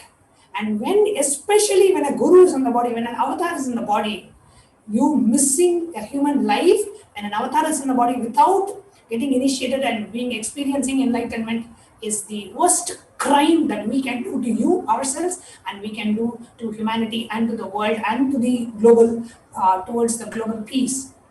So whoever listens to this, Devi's message is loud and clear. Now we need to do what we need to do. And one more thing, Vinayak, I just wanted to ask you. Since the year 2010, so much of attack, so much of persecution on Supreme Pontiff of Hinduism inside his own monastery. Swamiji was locked inside his own living quarters. The whole living quarters was burnt. It was live telecasted on the national media channel. He was being, accused by all sorts of names and character assassination, hate speech, atrocity material, 14,000 hours of hate speech against Swamiji on national television channels, and thousands of, abusive articles, and everywhere calling him a rape accused and a fugitive and whatnot. And when it is the time of need, it is the Supreme Pontiff of Hinduism who is rushing the aid to India through Kailasa. And when you hear about this and the concern that Swamiji still has for a country which expelled him and which did all sorts of human rights violations against him, but the way Swamiji is extending the support when it is needed the most, how does it make you feel as a disciple of Swamiji? Ma, what to say, Ma? He is always in the space of Advaita. He is mother, no matter what you do. Right? He is the cosmic mother. He always takes care. And that is what he has been again doing. And he's extending it. So it is time for all of us, whoever is in the seats of power, not in the seats of power, close to the seats of power, around the seats of power, whatever it is, however it is, wherever you are, take this message. Nobody else could have done that at that speed and with that precision. That is much more important. Speed, fine, but at the same time, the exact solution, right? The exact solution. So this is the time to drop all these things and say, yeah, so that is what I feel. That is what I feel. So that very act, that reaching back to Bharat, reaching back to India, reaching back to Bharat, Swamiji reaching back to that, is basically saying that, yeah, we need to do this. Inviting so many people are registering. I understand already hundreds and hundreds of people are registering in the various adinams that are there across, that are spread out across India. But what we need to do is that what else can be done? What else can be done? He is always working 24/7. Or I don't know whether I can say anything about 24/7, but it is just we are so blessed. People who are listening to this are so blessed, are just so blessed.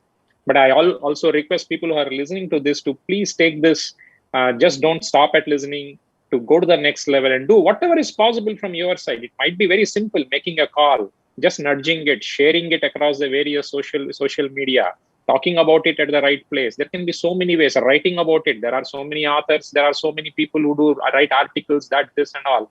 I humbly request, honestly request to basically say that this is just that what it takes.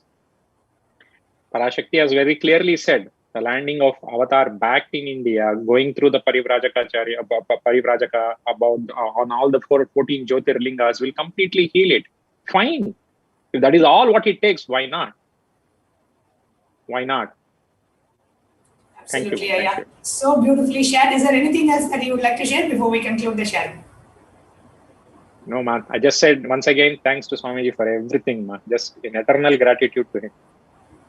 Thank you so much, Aya. Thank you so much for coming live on Nithyananda TV and sharing your experience today. Thank you very much. Thank you, ma. Yes. And in the next segment of today's program, we are going to share with each and every one of you how we can connect with Devi Parashakti after a short break. There are some great spiritual sciences unique to Hinduism. Subtle, otherworldly, but definitive sign. Manifesting the cosmic beings in Archavatara, deities in Nijavatara, living incarnations is possible. Understand? Kriyaga of Vedas and Agamas elaborately explain the whole science of making the cosmic beings manifest in Archavatara, deities and Nijavatara, living incarnations, both. During the Bhava Samadhi Darshan, literally those cosmic beings manifest through this body. Just like how they manifest in Archavatara, deity, they manifest in Nijavatara, Pratyakshavatara, and give you all the boons you ask, bless you. You see, each God is an independent intelligence to lead you to enlightenment. Each God is a bridge for you to achieve the Shivatva, the ultimate Shiva consciousness. Krishna is the bridge for you to achieve the Krishna consciousness. But Shiva consciousness, Krishna consciousness, all consciousness is one and the same. Ultimate consciousness only. So that energy itself completely expresses. Just like Radhika, when I see my own sweetness in the mirror, I become eager to taste it. I find that the only way to relish the sweetness is through the constitution of Sri Radhika. Bhava Samadhi Darshan is a window to the infinite expanse of consciousness, allowing us to glimpse the formless in a way that we can understand.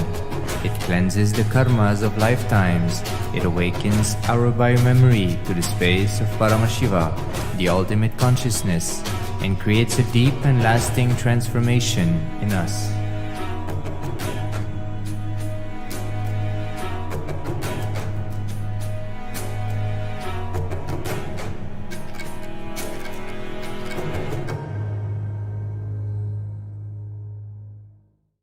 There are some great spiritual sciences unique to Hinduism. Subtle, otherworldly, but definitive sign. Manifesting the cosmic beings in Archavatara, deities in Nijavatara, living incarnations is possible. Understand? Kriya Pada of Vedas and Agamas elaborately explain the whole science of making the cosmic beings manifest in Archavatara, deities and Nijavatara, living incarnations, both. During the Bhava Samadhi Darshan, literally those cosmic beings manifest through this body. Just like how they manifest in Archavatara, deity, they manifest in Nijavatara, Pratyakshavatara, and give you all the boons you ask, bless you. You see, each God is an independent intelligence to lead you to enlightenment. Each God is a bridge for you to achieve the Shivatva, the ultimate Shiva consciousness. Krishna is the bridge for you to achieve the Krishna consciousness. But Shiva consciousness, Krishna consciousness, all consciousness is one and the same. Ultimate consciousness only. So that energy itself completely expresses.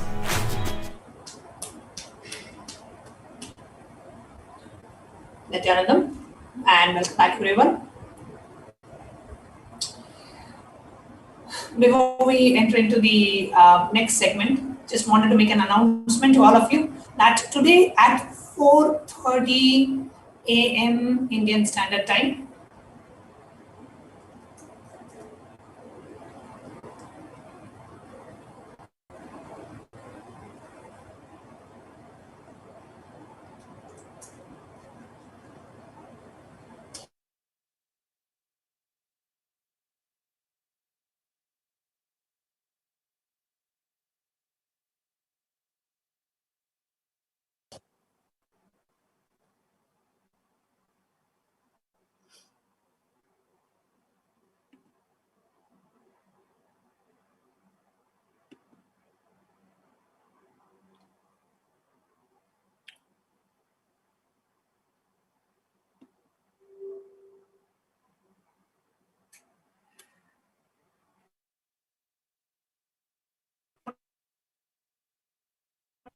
Kailasa.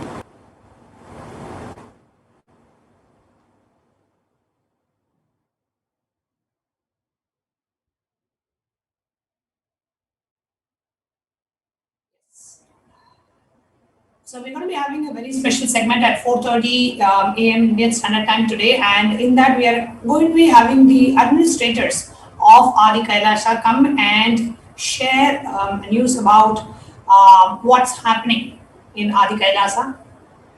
The militant terrorist forces launching a bio war, unrequested seeds dispatched for Adi Kailasa's ship, and the last lamp for Hinduism.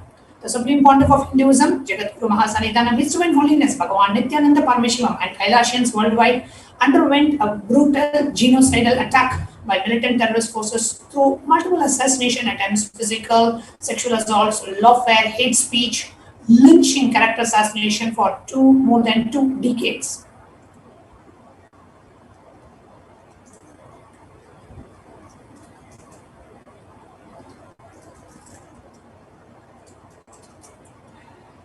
Now, despite these efforts by the militant terrorist forces who drove the Supreme Pontiff of Hinduism away from the Adi Kailasa ship, the Supreme Pontiff of Hinduism, through his spiritual, religious, and humanitarian efforts, founded the Adi Kailasa Serving Impetum, the Adi Kailasa ship, to protect humanity from the Pralaya, the deluge. Now, the anti-Hindu militant forces have deployed bio-war agents on Adi Kailasa's ship, which is the last hope of India to survive the COVID-19 pandemic, and which was protected by the Supreme Pontiff of Hinduism since 2008 to protect humanity from Pralaya. And Kailasa is the ancient enlightened Hindu civilization nation on this planet that has opened its doors for the world to take refuge in a protected enlightenment incubator, the Adi Kailasa. And today we'll be having the administrators from Adi Kailasa tuning in at 4:30 a.m. Indian Standard Time to reveal a breaking news on the attempts of the destruction of the only solution to save humanity from a complete wipeout. Stay tuned for our show today at 4:30 a.m. So we'll be continuing this program, and at 4:30 we'll be inviting the Adi administrators of Adi Kailasa to come and share how the attempts are ongoing to destroy the ship, the protection enlightenment ecosystem incubator, which was created by the Supreme Pontiff of Hinduism. So stay tuned for more details on this deadly conspiracy and the ongoing biowar through the seeds of Hinduism, seeds of terrorism, as another attempt to destroy the very roots of Sanatana Hindu Dharma and the last lamp of Hinduism. So today we are having a very special segment, and I request every one of you who are watching this to please share this information.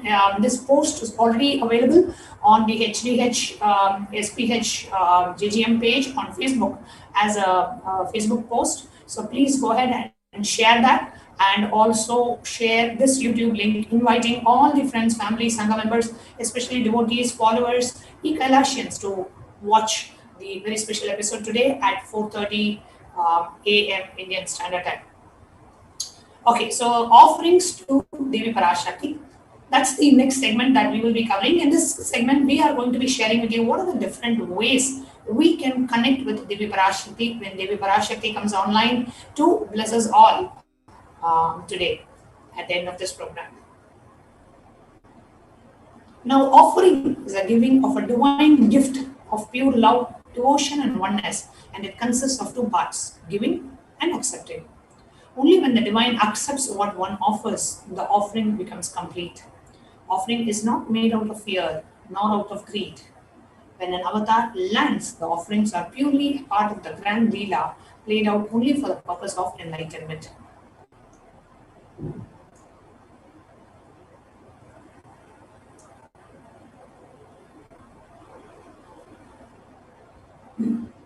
Dhyana shloka for Devi Parashakti. Indhunibadvedakaravatninayanam syat pankajavarabayajapakshya sarayuktam angahimabhushana vichitravasanam syat tungamakotojjvala manonmani swarupam. Moon-like face, holding Vedas, the books on the hand, fire in the eyes, with lotus flower gracing and blessing, and one hand with a japamala, beautifully decorated with jeweled ornaments in wonderful clothes and shining in a crown. Her name is Manonmani. This is from the Moola Agama Manonmani Dhyanam. ध्यायेत् देवीं त्रिनेत्रां सशिनि भवदनां वेदहस्तां ददानां सव्ये पद्मं वरदमपरे चाभयं साक्षमालां दिव्यैराभरणैर्विभूषिततनं ब्रह्मादिभिः पूजितां देवीमेव मनोन्मणिं प्रतिदिनं कामर्थधत्रीं शुभाम्. I meditate on Devi with the three eyes glowing like a moon and holding the Veda, the lotus, and gracing us with the blessing and gracing hands. She is wearing beautiful ornaments. She is worshipped by Brahma and other many gods and showers auspicious boons for all their actions every day. This is from Moola Agama Manonmani Dhyanam. And many times we see that the offerings to Devi Parashakti is in the form of a gold offering. So in the Atharva Veda, there is a beautiful reference which says, the translation of the shloka says, triple born by birth is this gold. From the atoms of Agni is one. It becomes dearest to Agni. One fell away from Soma when it was hurt. One they call the seed of virtuous and powerful Apaha, the watery molecules. Let that triple gold be your long life. So gold is a divine element. It purifies anything it touches. It is an element of spiritual significance and great spiritual power of healing and enlightening. The vibration of gold has the power to infuse sattva energy and positive thought currents in anyone who wears and anyone who sees or operates in the vicinity. So gold is present in all the scriptures, agamas, Vedas, Shrutis, Smritis, Itihasas, Puranas. In all the Hindu scriptures, it is abundantly displayed that gold is the most auspicious and the purest metal which purifies our being. In the Hindu civilization, everything was built in gold, exchanged in gold. Rituals feasts were offered in gold bricks. When one was to be saved from life-threatening illnesses, gold was offered as a ritualistic fee. Gold was in abundance and used for weighing equivalent amounts of commodities, including cows. Kingdoms were built with huge doors of gold. The streets would have huge columns and huge archways made of gold. Horses, cows were dressed in gold.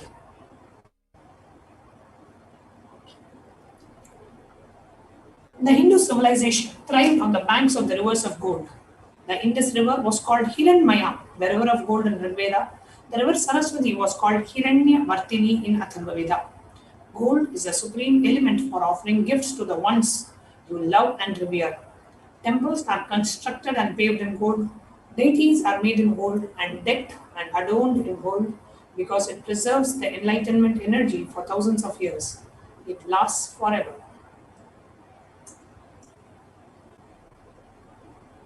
Now, what are the different offerings that we can make to Devi Parashakti? The first offering is that of the E-Hundi. Bhakti Priya, Bhakti Gamya, Bhakti Vashya, Vayapaha, Shambhavi, Sharada, Aradhya, Sharvani, Sharmadayini. Devi is fond of true devotion and is realized through true devotion. She can be won over through true devotion. She removes all the fears. If there is any fear in the minds of the devotee, Devi is sure to remove that fear. It is stated that Devi likes to be worshipped in autumn. And any fear, especially now during the COVID pandemic, whatever fear you have, just drop it and surrender it to Devi Parashakti. Just pray to her to remove all the fears that we may be going through and offer the E-Hundi offerings. And how you can make the offering, it's tiny.cc/Devi-offerings. The link is being projected in the scroll at the bottom of the screen, and you can go and offer any amount that you want to Devi Parashakti, and you can make your offerings. E-Hundi, there is no specific amount. Like how when you go to the temple, we always offer the money in the Hundi. Just like that. When you have the darshan of Devi Parashakti, every day have a habit of making some small offering. It can be $1 to $10 to $100 to $1,000 to whatever amount you want. The next offering is that of the Sankalpa chanting. The goddess enchants this universe and she herself gives birth to this universe. That goddess, being prayed without interest in anything, gives that knowledge that leads to salvation and gives wealth in the materialistic sense. Devi Mahatmyam, the chapter 12, verse 34. Offering the Sankalpa, the conscious resolution, blesses the person offering with all the fruition of desires and wishes that he is yearning for. So the Sankalpa chanting is when you offer, request the blessings of Devi Parashakti and you say, I would really like your blessings. O Devi, please bless us with all the auspiciousness. Requesting blessings for you and for your family member. It's just $1. You can offer whatever amount you want. Minimum amount you can do is $1 per person. So if you want to offer a Sankalpa for 5 of your family members, you can just put $5, at least $5 or more. And your names will be chanted in the puja when being offered to Devi Parashakti. The next offering that we have for Devi Parashakti is that of the Sahasra Nama Swarna Kasu. Nama Devi is called Nama Parayana Prita, the one who likes the repetition of her various names. So this is an offering of the 1008 names of Devi Parashakti. It's a very special and unique archana offered to Mahameru of Devi Parashakti, offering a gold coin inscribed with each of the 1008 names and receive the blessings to have the Ananta Kalyana Gunas, all the divine qualities of Devi Parashakti.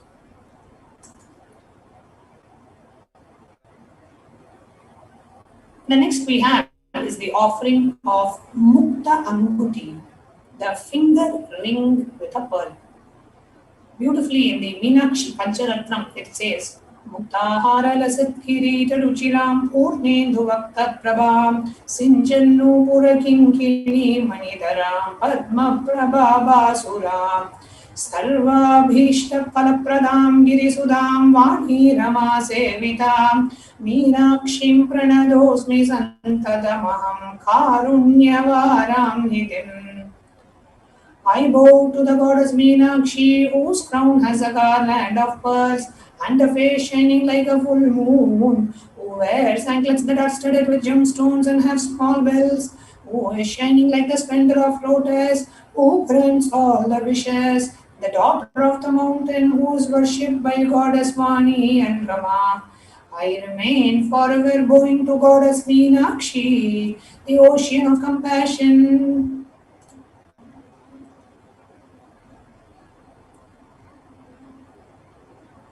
Offering of the pearl finger ring with a pearl, the finger ring with a pearl, and receive the blessings to be showered by her compassion and pure love in all your business endeavors.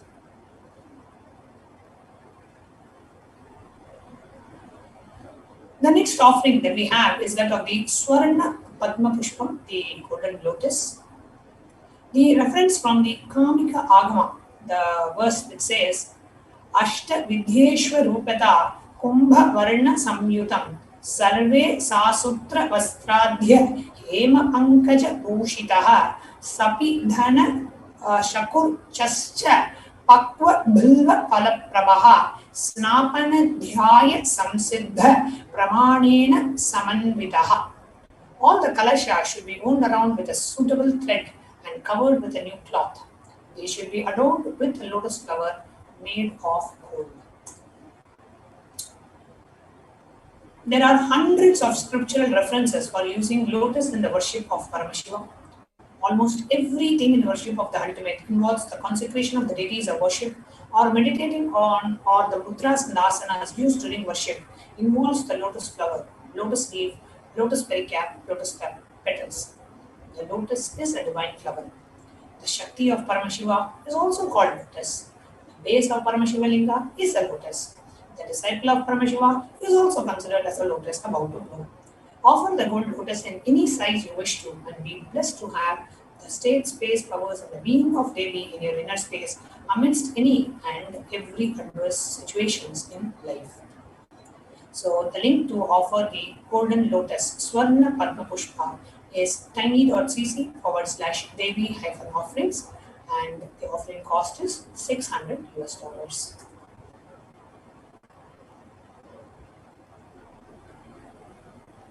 The next offering that we have for Devi Parashakti is the offering of Swarnameti, the golden touring. The offering of Swarnameti is $750. Nakaditi samchanna namajjana tamoguna patmattvaya prabhajala parakrita saroruha. You whose brightness from the toenails destroy the darkness of ignorance from the minds of your devotees who prostrate at your feet. You whose brightness from your 2 feet overpowers that the lotus flower. So offering of the Swarnamiti, the golden touring to Devi Parashakti, to be in the space of constant gratitude to receive her blessings in even the most difficult aspects of your life. So the offering of Swarnamiti, the golden touring, is $750. The next offering is the offering of Swarna Mantika, the golden hairline jewelry. Sudha Sarabhi Varshini, she who makes the nectar flow in our nerves from the Sahasrara, she who gives the very pleasant experience of the ultimate. The Mantika represents the nectar flowing from the Sahasrara, which is fully opened. So tiny.cc/Devi-offerings. So Swarna Mantika, the golden hairline jewelry to Devi Parashakti, who can offer it just as $750.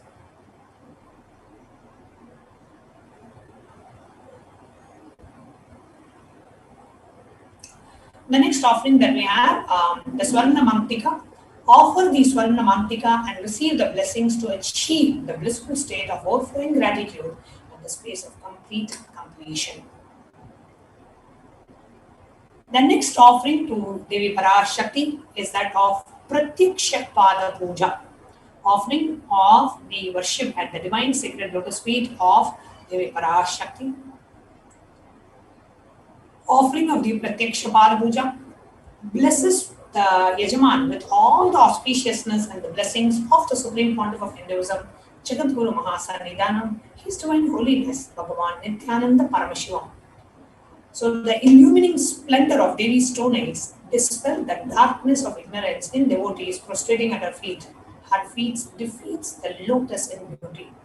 So the Shlokam number 83 of Saundarya Lahari states that the nails that have been sharpened by constantly being touched by the crowns of the celestial beings who always prostrate before Devi.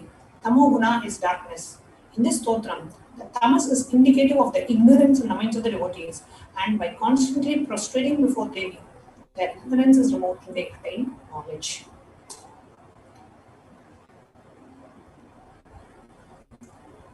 The next offering to Devi Parashakti is that of Vastra Seva, the offering of the cloth to Devi Parashakti. So, offering of the cloth to Devi Parashakti to receive all the auspiciousness and the blessings of the Supreme Pontiff of Hinduism and Devi Parashakti herself. So, the offering of the Vastra Seva is also offered through the offering of the Pratyaksha Pada Puja. So, you will be offering the Pratyaksha Pada Puja, and in that Pratyaksha Pada Puja, you will be offering the Vastra, the cloth offering for Devi Parashakti. It is $1,008, and you can register by visiting tiny.cc/Devi-offerings. So here you can see the list of all the offerings to Devi Parashakti.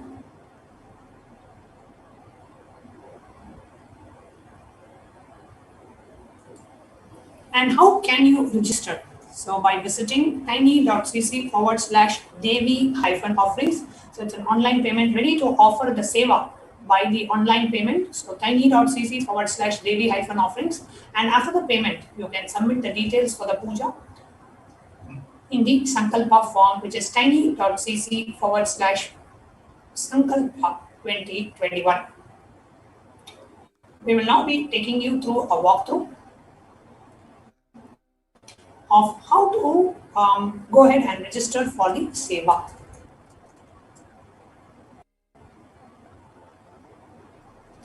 So let's now get ready to go ahead and take a time to visit tiny.cc/Devi-offerings, and we will now be taking you through a walkthrough of these steps.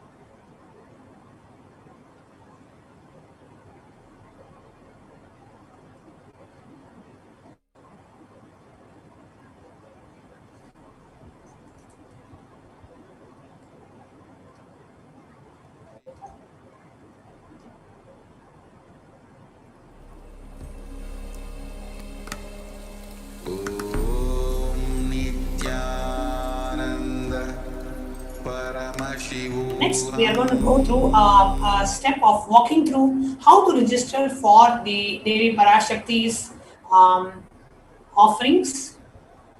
I request NTV operator to please post the link in the scroll tiny.cc/Devi-offerings.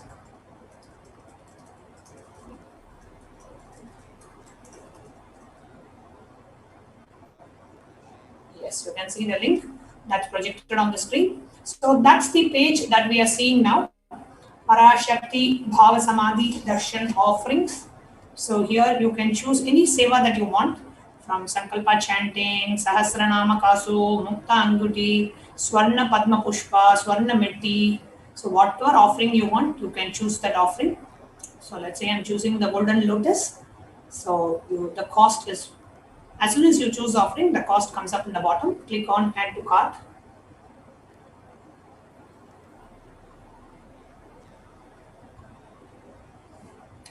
Now, when you click on Add to Cart, it shows up here. And if you want to add some more offering, let's say you also want to offer the Sankalpa chanting. So click on the back button on the browser on the top left. And now you can choose the next offering also that you want. Let's say I want to choose Sankalpa chanting. And I want to offer the Sankalpa chanting, let's say for 5 of the family members. So just choose quantity as 5 and click on Add to Cart. Now when you click on Add to Cart, here you will see the Swarna Padma Pushpa, the Golden Lotus for $600, Sankalpa chanting for $5. So total is $605. Click on Proceed to Checkout.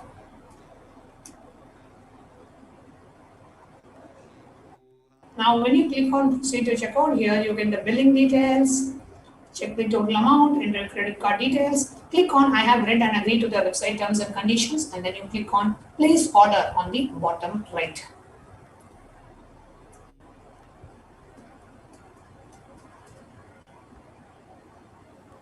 So this is the tiny.cc/Devi-offerings. Next we have is the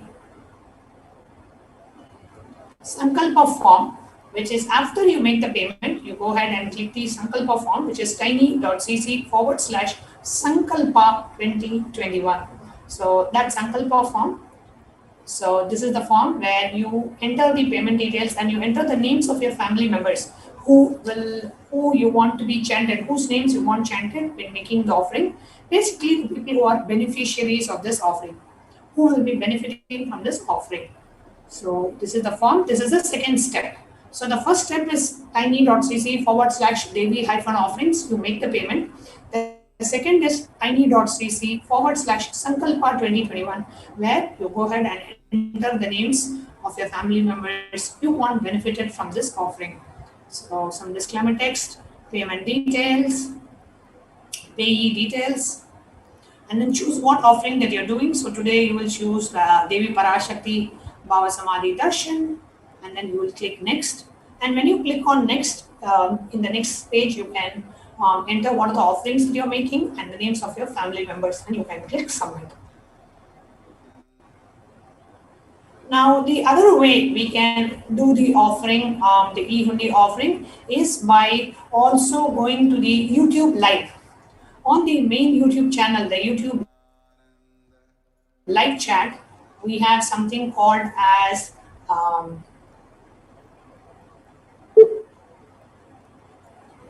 the super chat option. So I'm now going to do a screen share, and I'm going to share with you how we can make an offering and support Kailasa and make an offering to Devi Parashakti through the YouTube while we are watching the YouTube live. So you don't have to go to a different website, you don't have to go to a different site.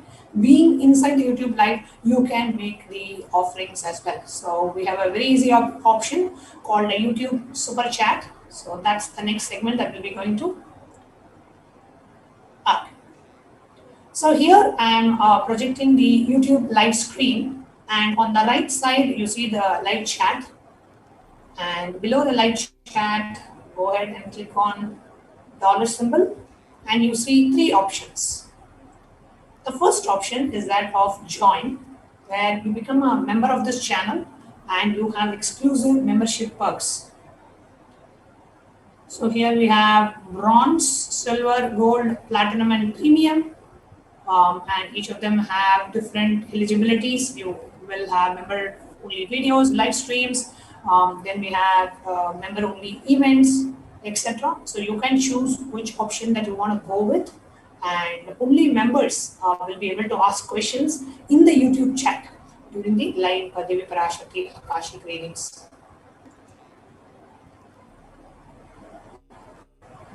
So that's the join part. Then the next is super chat. So the super chat offering is making an offering to Devi Parashakti, and where you can make any amount that you want to offer. So let's say you want to offer $51 US, and here you can write your message to Devi Parashakti.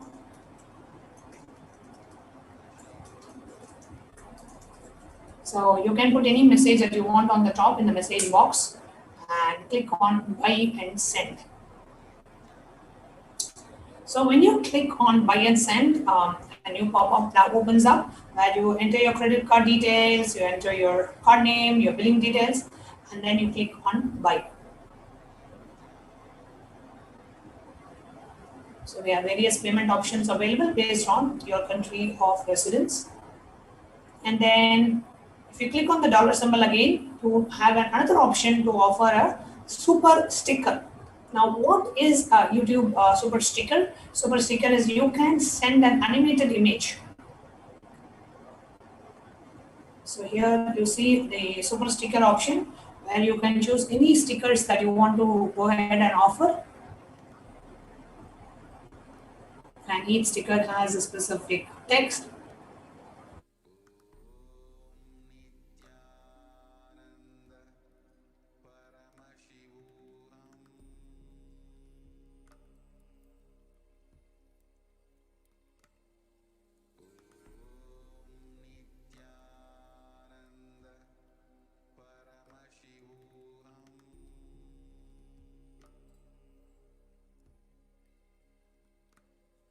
YouTube chat. Okay, so if you're watching this, I really want you to answer this question on the YouTube chat. And the question that I have for you is, what has been your favorite, let's say, one of the favorite answers or the memorable answers that you thought that Devi Parashakti revealed? So many things Devi Parashakti is revealing. And what was one of the most memorable, unforgettable answers for you? What was it that created the most impact? Which answer of Devi Parashakti created the most impact in you? So please do leave a comment in the YouTube live chat. I'm going to come back and read out some of the answers. The question is, what was your favorite answer or the answer that impacted you the most? That's the first question. The second question is, which is your favorite song, darshan song? When you listen to the darshan, what is your most favorite song that is played during the darshan? So please do answer to both of these questions, and we are going to be right back with you after a short break.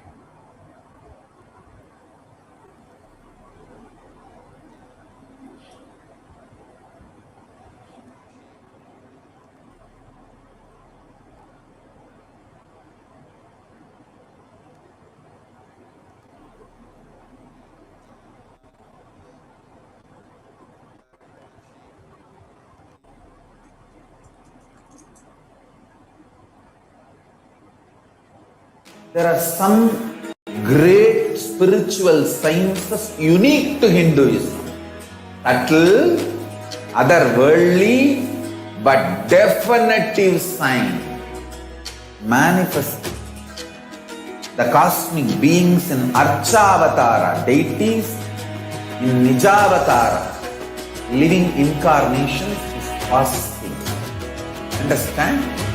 Priya Pada of Vedas and Agamas elaborately explain the whole science of making the cosmic beings manifest in Archavatara, deities and Nijavatara, living incarnations, both.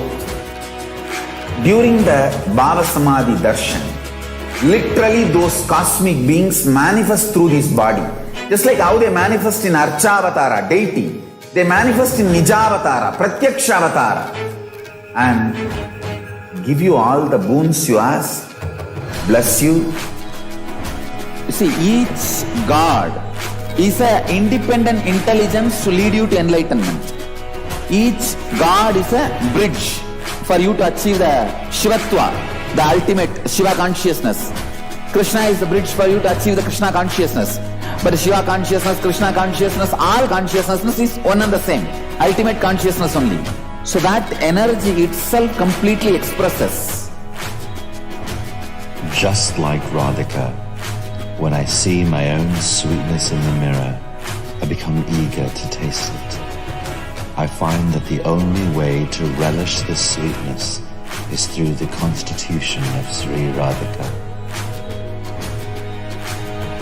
Bhava Samadhi Darshan is a window to the infinite expanse of consciousness, allowing us to glimpse the formless in a way that we can understand. It cleanses the karmas of lifetimes. It awakens our biomemory to the space of Paramashiva, the ultimate consciousness, and creates a deep and lasting transformation in us.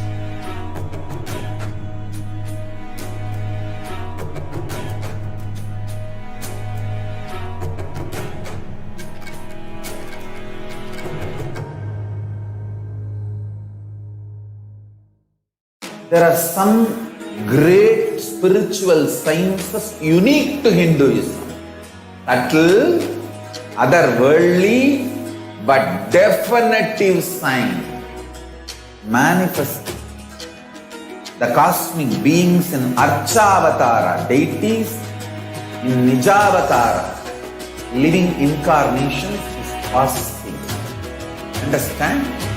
Kriya Pada of Vedas and Agamas elaborately explain the whole science of making the cosmic beings manifest in Archavatara, deities and Nijavatara, living incarnations, both.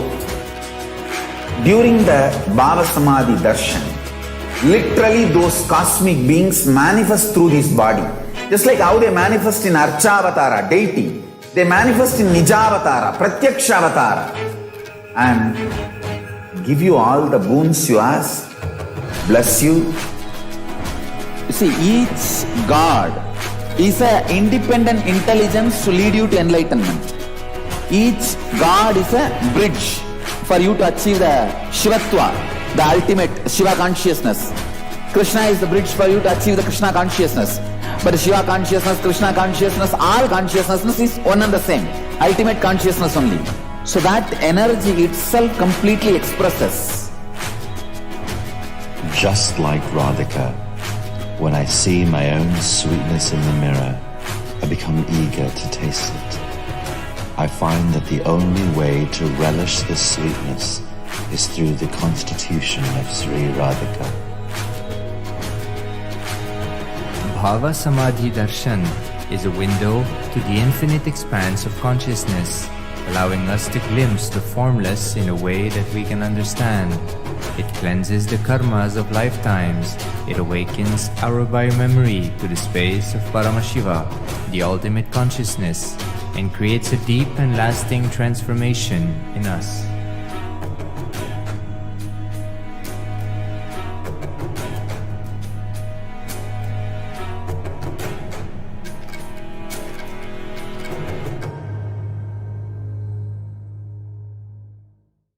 There are some great... Nithyanandam, welcome back, dear viewers. Okay, so I had asked two questions before we took a short break. And the two questions were, what was the answer that impacted you the most? And the second question that I had asked was, what is the song that you enjoy the most? And I see a lot of responses on YouTube. And if you have not yet put in your answer, please do go ahead and put in the answer. The two questions that I am asking all of you to respond are, what is the most favorite answer or the answer that impacted you the most, that created the most impact for you? And the second is, what is your most favorite darshan song? Okay, so let's see.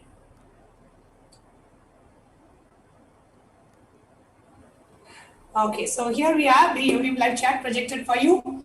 So Laura M is saying Sri Chakra Raja is my favorite Darshan song. It has stood with me, and although I don't know every word, the tune plays over and over in my head. It's actually one of my favorite songs as well, Sri Chakra Raja, and the song literally melts you, whether you know the meaning or not. That song has that ability to just melt you and just create a deep feeling connection and that emotion to connect with Devi Parashakti. So beautiful, Laura. Next we have Calgary Malar saying Om Shakti song. Oh God, I love this song. The Om Shakti, Om Shakti, Om Shakti. Yes, I love the Om Shakti song as well. That's so unique because we have not, Sri Chakra Raja we have probably played for other darshans. This Om Shakti song we have actually played only for Devi Parashakti, Akashic reading. So whenever I hear the song, we only obviously, I'm sure all of us only have the visualization of Devi Parashakti's manifestation as the Nijavatara in the Nijavatara of the Supreme Pontiff of Hinduism. And then we have Brian Bush who's saying, Devi so graciously blessed me personally a second time in the darshan, and the description of the experience is difficult to put to words. And all of the music that is upbeat is so fiery. I love that music so much. Beautiful, Brian. So Devi's Parashakti's blessings and your beautiful experience as well. Okay, Veesan is saying Mariamma. Mariamma is a song that I love. Atadi Mariamma. Yes, that's a beautiful song as well. And you can actually always see Devi laughing when that song is being played. So yes, absolutely. Veesan, that's a very, very unique and a very beautiful song as well. Just the tune of that song is so beautiful. So we are just a few minutes away from the next segment, and I want to take a moment to share with you what the next segment is all about. And I want every one of us, because at 4:30 the next segment is starting, I want every one of us to please share this live feed, the live YouTube feed, share it with at least 5 of your friends on Facebook, Messenger, YouTube, WhatsApp, whatever channel that you have. We'll now be projecting, just a quick information about the event, the program that we are going to start at 4:30, just continuation, but entering into the next segment.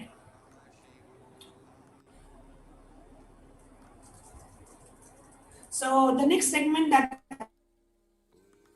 I'm going to be sharing about is the latest news that I'm sure most of you have read on the SPH page, SPH JGM page, and you are seeing it projected on the screen as well. So, which is the militant terrorist forces launches a bio war on Hinduism and the Supreme Pontiff of Hinduism, Jagat Guru Mahasannidhanam, His Divine Holiness Bhagavan Nithyananda Paramashivam. That's the segment that's going to start in just a couple of minutes. And I request every one of you to please share this live feed on Facebook, on YouTube, on Twitter, on Instagram. And this is the top post that you will see on the SPH JGM page as well. The Swamiji's official YouTube page. You will see this as the main post. And today we have joining us the administrators of Adi Kailasa, who are going to be joining in this segment to share how this biowar is being launched on Adi Kailasa Sarvagnyapeta, which is the ship that Devi Parashakti and the Supreme Pontiff of Hinduism had prepared to protect humanity from the COVID pandemic, but that is under attack today. And we have the administrators of Adi Kailasa joining us for this segment. So let's get ready to and tune in to watch the next segment.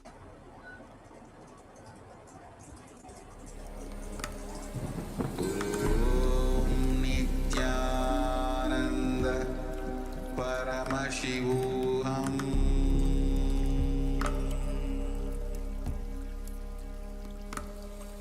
Om Nithyananda Paramashivoham.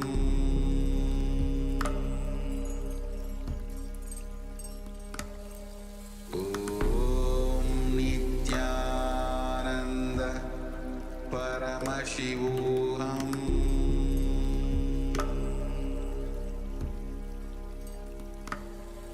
Om Nithyananda Paramashivoham.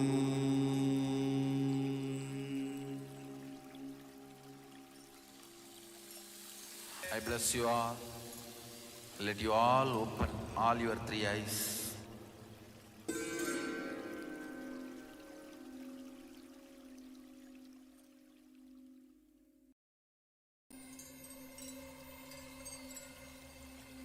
I welcome you all. Paramashivoham.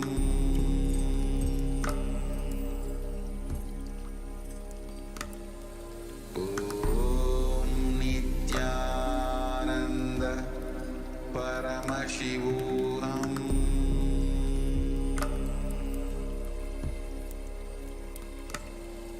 Om Nithyananda Paramashivoham.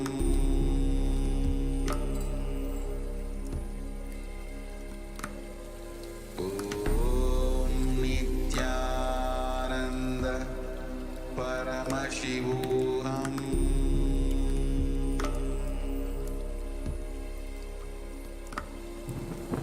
Om Nithyananda Paramashivoham.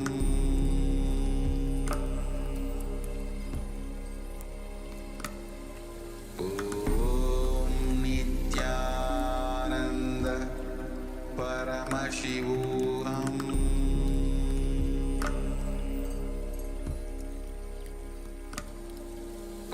Om Nithyananda Paramashivoham.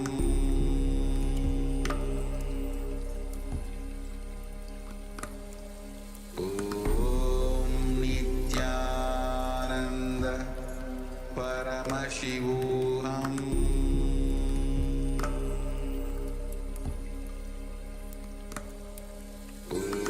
Om Nithyananda Paramashivoham.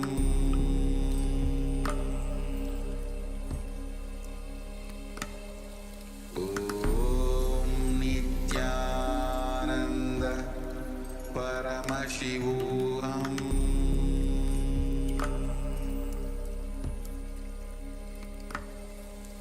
Om Nithyananda Paramashivoham.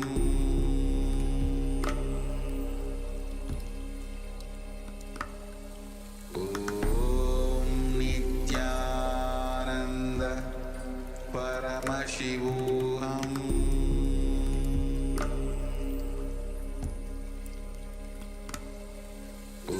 Om Nithyananda Paramashivoham.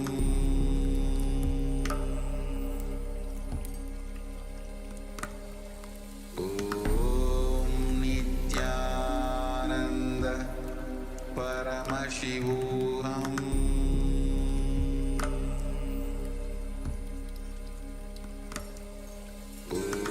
Om Nithyananda Paramashivoham.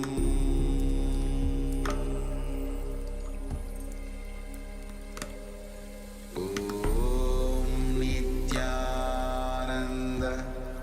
Paramashivoham.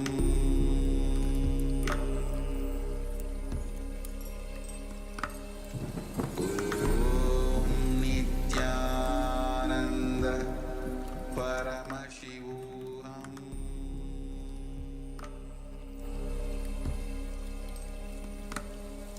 Om Nithyananda Paramashivoham.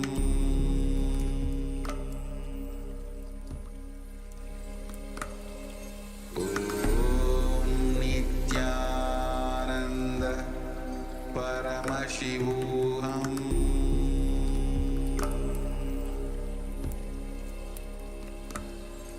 Om Nithyananda Paramashivoham.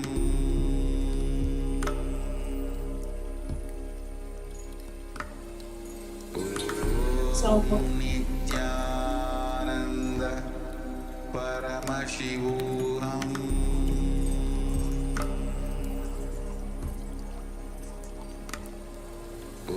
Om Nithyananda Paramashivoham.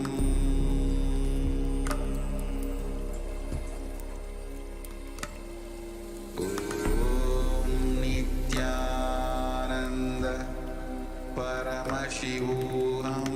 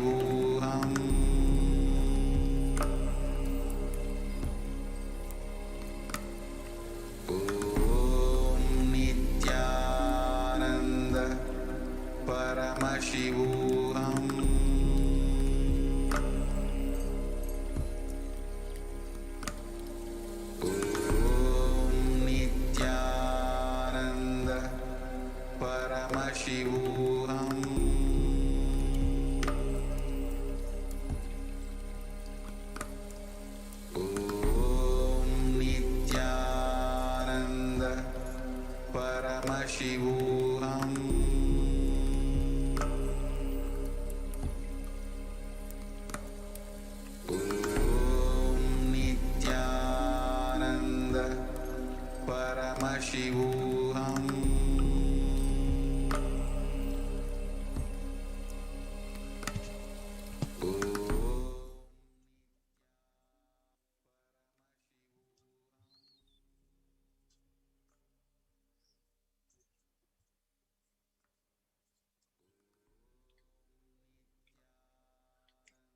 Nithyanandam Paramasukadam Kevalam Jnanamurtam Dvandvatitam Gagana Sadrisham Tattvamasyadilaksham Ekam Nityam Vimalamachalam Sarvadi Sakshi Bhutam Bhavatitam Trigunarahitam Sadgurum Tam Namami.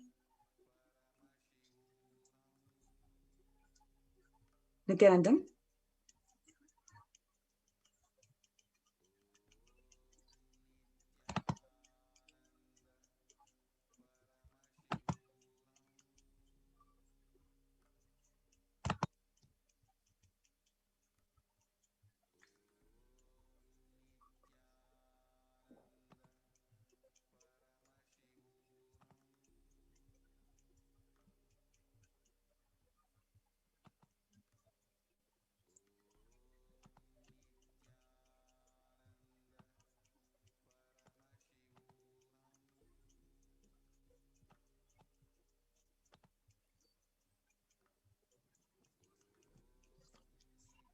Nithyanandam, I welcome all the viewers today to the segment that we're going to talk.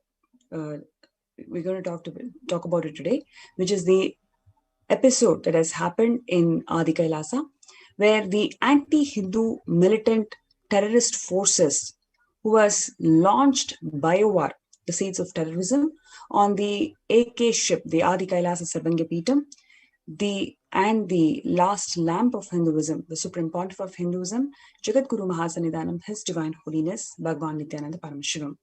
So I welcome all the viewers today for this segment. And what we are going to see today is the shocking revelation, conspiracies that the anti-Hindu militant terrorist forces who has launched the biowar on the AK ship. So before we get into that, let's just quickly look into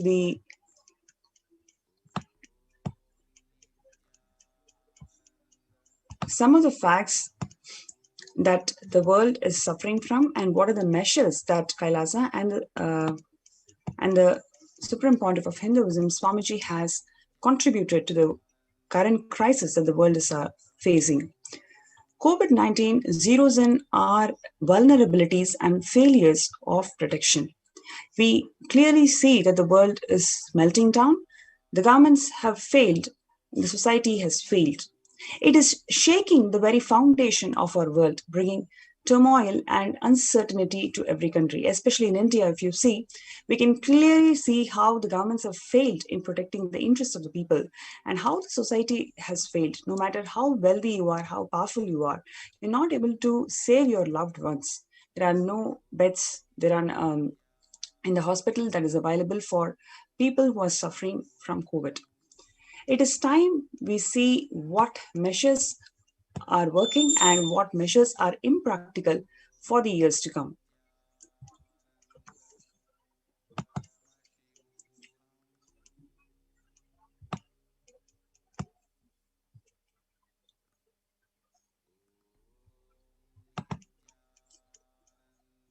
Black fungus, a pandemic within the COVID pandemic itself. It will smash the brain also. All over the India, we are seeing how the flesh-eating black fungus is killing off the patients who have survived COVID-19. Black fungus has nearly 50% mortality rate and is tragically killing many who are relieved to have beaten COVID-19. The infection can eat through skin, soft tissue, and even bone as it attacks the brain and other critical organs. And we are seeing day by day, so many people are dying, especially over 2,000 bodies are found within 1,000 kilometers on the banks of the river Ganga in Uttar Pradesh. And the bombshell news, which is the Nobel Prize winner, who reveals that COVID vaccine, it is actually creating more variants. It is the variants that is causing the second wave of COVID pandemic. And moreover, none of the measures are working out because home quarantine is simply not possible in India. In this situation, when the powerful countries of the world, when they are closing their borders, when the first world countries close the borders during this massive global emergency, it is Kailasa who has opened its doors to all without exception. It is the Supreme Pontiff of Hinduism, Jagat Guru Mahasanidanam, His Divine Holiness Bhagavan Nithyananda Paramashivam, Swamiji, who has opened his doors of all the enlightenment ecosystems that he has built in last 26 plus years to every single person who is suffering today. Without exception, he has opened the doors. Now, there are some very significant revelations that is done by Devi Parashakti to the world, where she's Devi Parashakti, manifesting through the Nijavatara, the Supreme Pontiff of Hinduism, Swamiji, has recently revealed that India is the biggest spiritual land where enlightened beings happen again and again, flower as enlightened beings and benefit the entire world.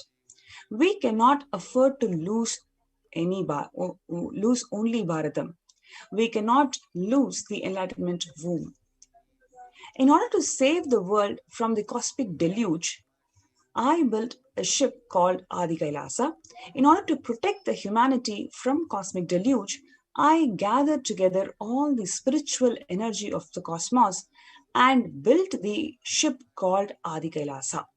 Due to the cunning strategy of the treacherous people and the ruling of the enemies, the captain of the ship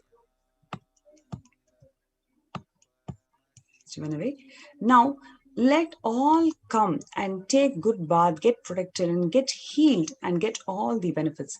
Make use of the ship which I built out of huge grace and compassion and protect yourselves from the huge cosmic destructive deluge. For India, I made the ship as protection, the Nithyananda Navapashana Lingam in Vaidya Sarovar. Go to Adi Kailasa. Crores of people will come there looking for health, Navapashana water, feast and medicine, and to get the health and protection and enlightenment. For all of them, give Anadan to protect India from the great destruction. I, Parashakti, made this huge ship. Even if captain is not there, ship is there. At least 6 months back, I became aware that multi-layer quarantine is needed to protect the people. If you are in India and if you want to protect your immediate family or extended family, anyone who will listen to you, get them immediately to our campus. Now, after this revelation by Devi Parashakti, manifesting through the Nijavatara, the Supreme Pontiff of Hinduism, Swamiji had opened the Bhusparsha. He has opened multiple COVID care centers across India, including Adi Kailash in Bidadi, Salem Adinam in Tamil Nadu, Thiruvannamalai Adinam in Tamil Nadu, Rajapalayam Adinam in Tamil Nadu, Puduvai Adinam in Tamil Nadu, Pattanam Adinam in Tamil Nadu, Siragapadi Adinam in Tamil Nadu, Sripuram Adinam in Hyderabad, Madurai Adinam in Tamil Nadu, Avattipalayam Erode in Tamil Nadu, Hosur Adinam in Tamil Nadu, Baroda Adinam in Gujarat. Like I mentioned earlier, when the first world countries, when the powerful countries of the world, when they are closing down their borders, it is Swamiji, it is Kailasa who has opened their doors to every single person, especially in India, when the governments have failed, when society has failed. It is Kailasa which has opened its doors to protect people from COVID. So multiple free COVID care centers were opened across India. Various social services were offered during the pandemic in Nithyananda ashrams across India. Spiritual services offered during a pandemic in Nithyananda ashrams across India. There are and the cosmic revelations on global pandemic. So the various social services offered during pandemic in Nithyananda ashrams across India, including food bank Annadan, medical care, which includes Ayurveda, allopathy, and naturopathy services, Ayurvedic food, herbal drinks, Aushadas, ICU on wheels, Haritaki or a castor oil, and all the revelations and practices that is revealed by Devi Parashakti, immunity boosting supplements, the most importantly, the Vaidya Sarovar, the 21 feet Navapashana Linga, which is going to protect the whole of the humanity from COVID just by its medicinal properties, and energized sacred tirtham when taken by anybody who will be healed from COVID. Masks and hand sanitizers are provided and distributed. Accommodation, Siddha medicines, Panchabhuta Yoga, multi-level quarantine practices which is offered in the Adi Kailash campus, yoga training and organic farming.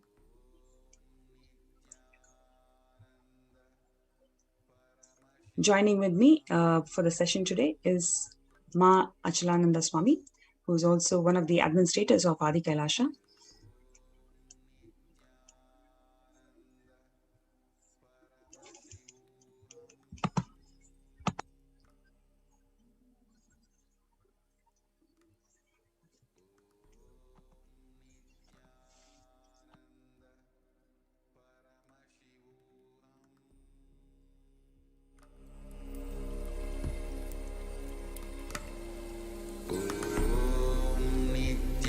Nithyananda Paramashivoham.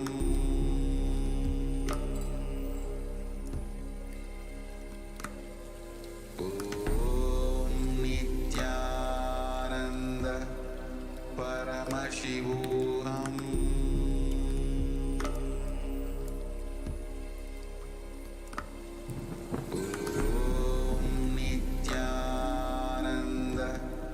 Paramashivoham.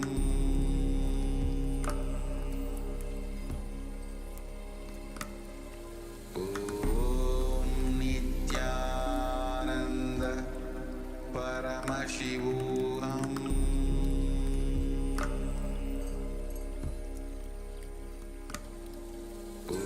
Om Nithyananda Paramashivoham.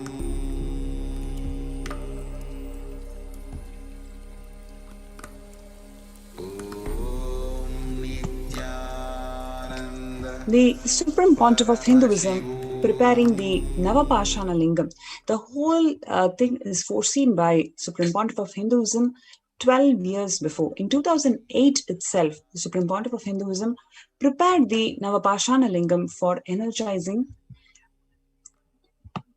and made the 21 feet Navapashana Lingam at Adi Kailasa in Bangalore, India.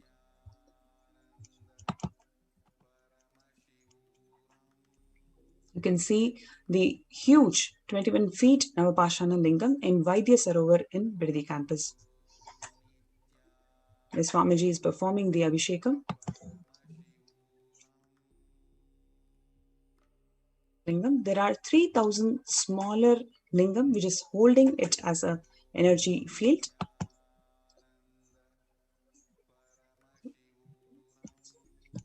And you can see all the humanitarian services that Kailasa has been providing, which is including the Ayurvedic food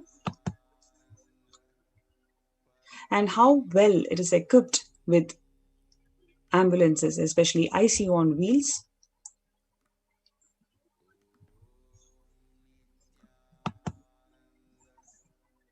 And how multi-layer quarantine practices is followed in the Adi Kailasa Bidadi campus, where anybody who wants to enter the Adi Kailash has to be tested COVID negative, and that person any vendor or any person, any guest or visitor who wants to get in touch with the ashram will be in contact with a person who who's already quarantined from the rest of the campus. So there are multi-level quarantine practices that is being followed in Adi Kailash to ensure that every single resident is perfectly protected from COVID.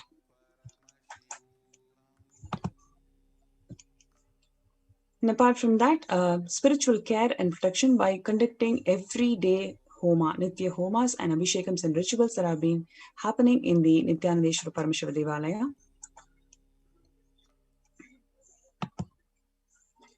And how large open spaces in the campus it is ensuring that multi-layer quarantine is enabled. And these large spaces are also used for organic farming. And the lifestyle, especially the spiritual lifestyle that people who come here enjoy.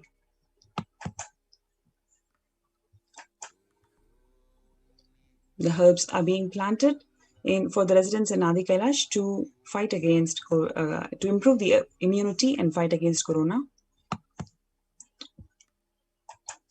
You can see how beautifully this enlightenment ecosystem is evolved, it is developed, and it is protecting the people who have come here for COVID care protection, and how Kailasa has extended its services so beautifully. There are a number of people, hundreds of people who have put in applications and registrations. They are getting their COVID clearance, and they're on their way to come to Adi Kailash and be protected from COVID. When this is a situation, when things are flowering in such a way that Swamiji and the Kailasa is protecting people, especially people in India, from COVID, what is happening? The anti-Hindu militant forces have deployed a bio-war agents on AK ship, which is the last hope for India to survive from the COVID-19.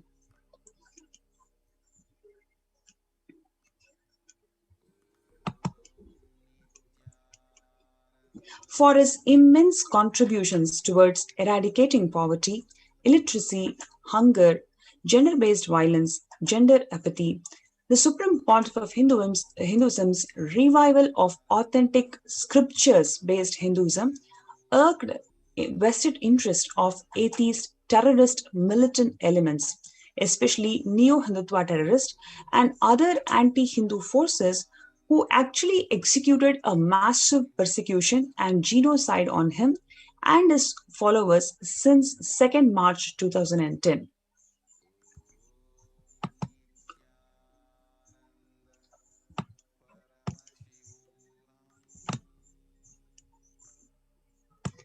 The unabated, decade-old genocide on the Supreme Pontiff of Hinduism and his community comprises of over 70 assassination attempts, over 250 sexual assaults on him and the monks and his disciples, lawfare for about 120 plus false cases over 10 years, and moreover the massive hate propaganda in electronic media of over 14,000 hours. And print media hate speech being for over 25,000 articles in 5 years, the destruction of heritage properties worth over 27 million US dollars, and the continuing ethnocide and genocide of over 80 million Hindus worldwide since 7th centuries. All of this is through delegitimizing the Supreme Pontiff of Hinduism by hate propaganda, disenfranchising him of all his civil and human rights, prejudicing him from fair representation and fair trial, repeated illegal imprisonment with brazen torture, custodial assassination attempts, supported by systemic justification in various forms, including the common processes of bureaucracy, self-deception, diffused responsibility, and has resulted in continued systemic complexity with torture, murder, and genocide. And now, as you can see, on 2nd March 2021, 11 years later. What has happened?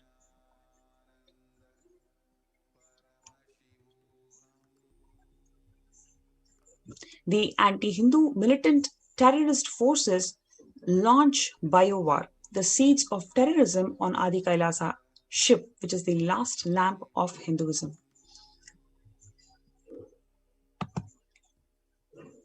Joining with me is Ma Achalananda Swami to describe the incident that took place in Adi Kailasa. Anandam.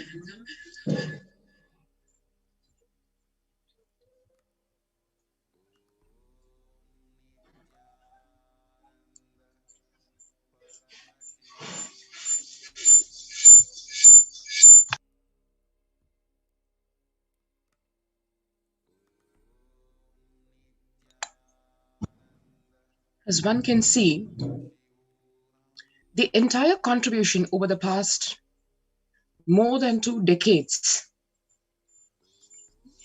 the Supreme Pontiff of Hinduism, Jagat Guru Mahasannidhanam, His Divine Holiness, Bhagwan Sri Nithyananda Paramashivam, has been contributing literally everything not only possible by a being, but literally possible by Hinduism itself to keep itself alive. Adi Kailasa is a standing testimony to that contributions of the Supreme Pontiff of Hinduism, the Grand Temple Monastery Complex, the spiritual enlightenment ecosystem. Over 12 years before, Bhagwan had literally made, like the Noah's Ark or Manu's boat, a ship to save humanity from what it is facing today, having foreseen over a decade before, 12 years before to be more precise, Bhagwan had made the Ananda Lingam, the Nithyananda Lingam in the Vaidya Sarovar, which is literally a rare magic combination. It was created by the SPH with utmost care and compassion to save humanity from the ongoing, literally, Ghora Tandava called COVID. In return, what did the Supreme Pontiff of Hinduism receive? Not appreciation, not gratitude from the anti-Hindu terrorist militant forces, but literally he was driven out of the ship and his home, Bharat, the sacred land of India. Yet the attempts to exterminate him over the past literally decade, Bhagwan had faced multiple assassination attempts. His mission of establishing love, justice, and compassion, the hallmarks of Sanatana Hindu Dharma, continued and continued to date. 11 years after the deadly ethnocide and the massive attack through assassination attempts, character assassination attempts, lawfare, everything launched on 2nd March 2010. Exactly 11 years later today, and on the very same day, on the 2nd March 2021, yet another deadly war is launched against, this time, not only the Supreme Pontiff of Hinduism on his physical frame, but also on his mission on the Adi Kailash ship. This time, it's a biowar.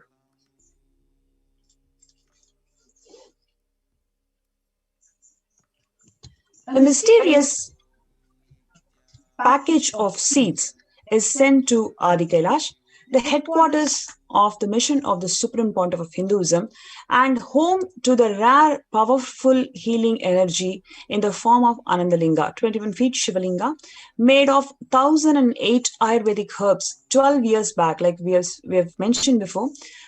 Swamiji has foreseen this whole thing of Pralaya, how humanity is going to suffer because of Pralaya, and 12 years before, he has made this 21 feet Shivalinga with 1008 Ayurvedic herbs, and the ripening has happened this Guru Purnima, especially in 2021. And we can see how so much of activities, so much of relief activities is happening in the Kailasa, especially in Adi Kailasa, protecting people from COVID. At this time, a mysterious package of seeds is sent to Adi Kailash, which is the headquarters of the mission.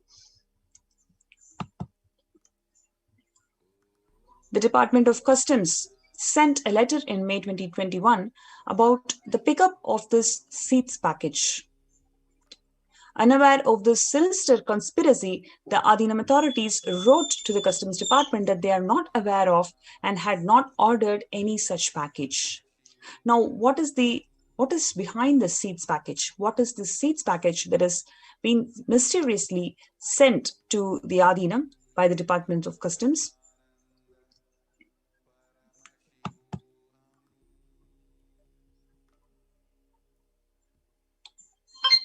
You can see here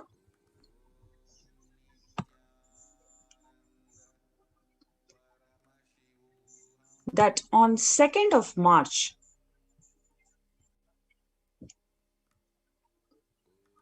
this mysterious seeds is being sent on 2nd of March out of all the date when the whole persecution started. In 2021, this year, in 2nd of March, this package is sent.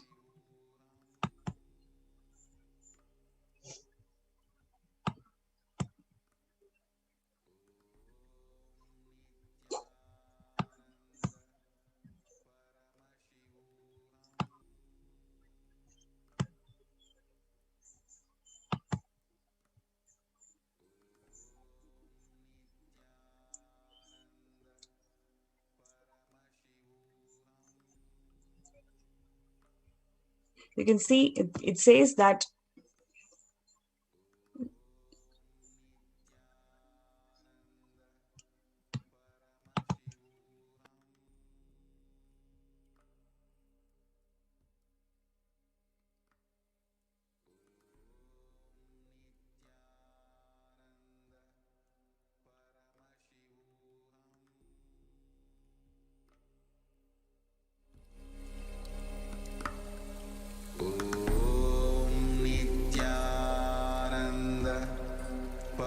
Paramashivoham.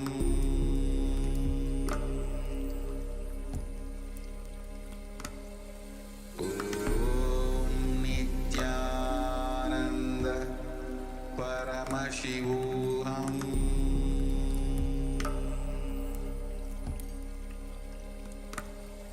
Om Nithyananda Paramashivoham.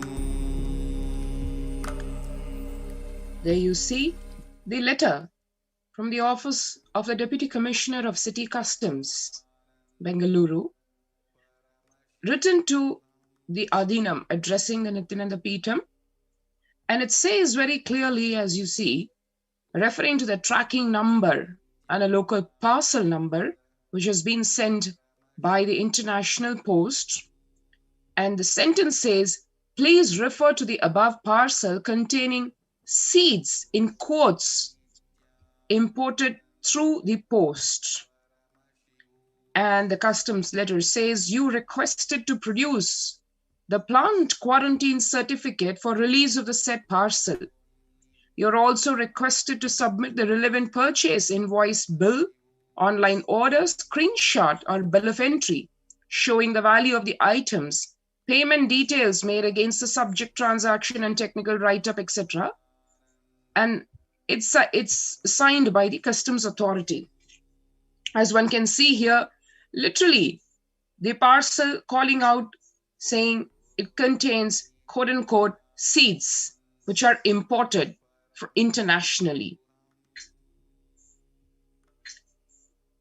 Now, one can see this parcel has been sent to the Adinam, to the Adi Kailash ship, specifically on 2nd March 2021. The letter from the Customs Department in May of 2021. And then at that time, obviously, the Adinam authorities, they had no clue about what the seeds package is, and they wrote back to the customs saying, we do not know about any such package being ordered by the Adinam. it's really ironical because Adi Kailash is known for organic farming and having its own produce of plants, seeds, etc. There was no reason, obviously, to even import any kind of seeds from abroad. And yet, behind the scenes, or rather in the world outside, what was actually happening was militant groups have been sending unsolicited plant seed packets from unknown locations as the new bio-war weapons. What are the impacts of bioterrorism really? We've seen, literally, we've gone through the harsh realities of persecution, ethnocide, genocide, lawfare, assassination attempts, character assassination, breaking the morale and the spirit of the monastic disciples. All this for more than ever a decade. But here is a new kind of a war, which masquerades itself not even as a war, but it's a very, very commonplace daily living thing. What does it do? What are the impacts of this bioterrorism? Number one, literally targeted for depopulation and genocide. Number two, hunger and food insecurity is what the aim is to produce through these bioterrorism attempts. Devastate through economic loss. And needless to say, as we are witnessing the stark reality of widespread illness, epidemic, pandemic spread through the world.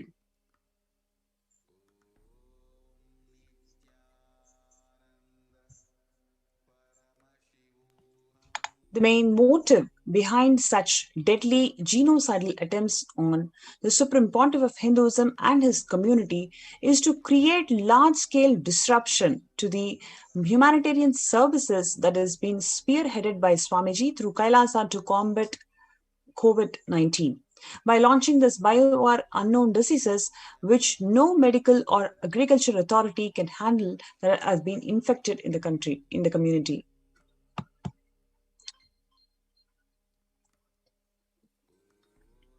And you can see how the news about all these unsolicited seeds, it's been spreading.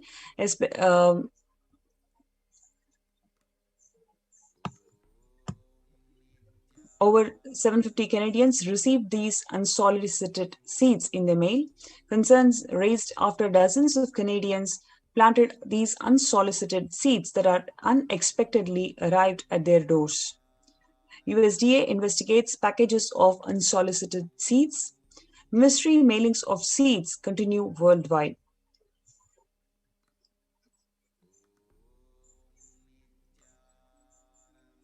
So this is already a proven method or approach of bioterrorism that's been inflicted by these militant groups.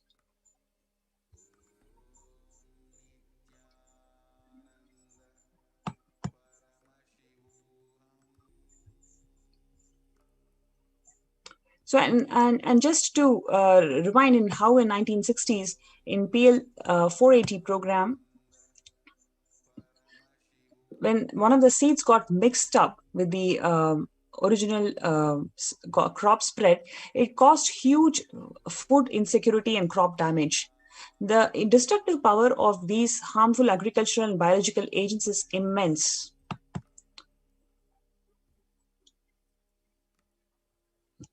In June 2015, India had ratified the Biological and Toxin Weapons Convention, which is BTWC, and pledged to abide by its obligations. According to this Article 1 and 3, there is a violation that has happened, that the package was pushed onto the monastery by the officials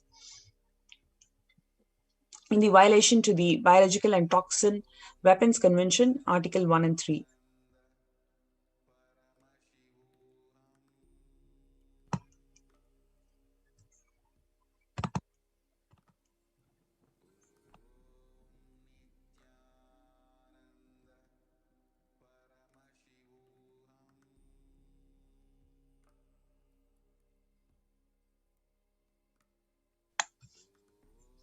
one can see literally the stark, sinister conspiracy to eliminate the Supreme Pontiff of Hinduism in every which way, be it in his physical form, as Devi Parashakti herself revealed that she is directly protecting the physical form of the Supreme Pontiff of Hinduism from the various anti-Hindu terrorist militant forces, and she's physically protecting him from the assaults of these demonic elements. And now the war taken to the next level by attacking the core of his mission, which is today to save humanity, every single life, by providing succor and support and spiritual strength through the Adi Kailasa ship, which Bhagavan built over 12 years before, literally foreseeing the pralaya that is happening now and the human conspiracy triggered elimination of human lives, literally like rats or worms. Today, as the world watches in helplessness and the demonic elements watch in glee the destruction that is being inflicted on the planet Earth, the Supreme Pontiff of Hinduism holds the only promise for savior of life and literally everything possible on the planet Earth, which is the Adi Kailasa ship. And here we saw just literally weeks before the attempted elimination of the Adi Kailasa ship in the form of a ruthless bio-war, bioterrorism through these seeds of terrorism, which by Bhagavan's grace and Paramashiva's and Devi Parashakti's grace, the Adi Kailasa ship was saved from by timely awareness, and the Adinam authorities, though they replied to this war in the form of an innocent reply saying that they were not aware of any imported seeds, and in fact, it was probably a ploy to inflict further harassment and illegal and illicit actions on the Adinam people and the purpose of the Adinam. This is what is happening today as the Supreme Pontiff of Hinduism continues to support humanity, open the doors of all his Adinams, not only Adi Kailasa, to the world at large, for providing them the only shelter possible from the ongoing pralaya. This is what he faces in return, yet his promise or his mission continues in the face unabated by these demonic elements.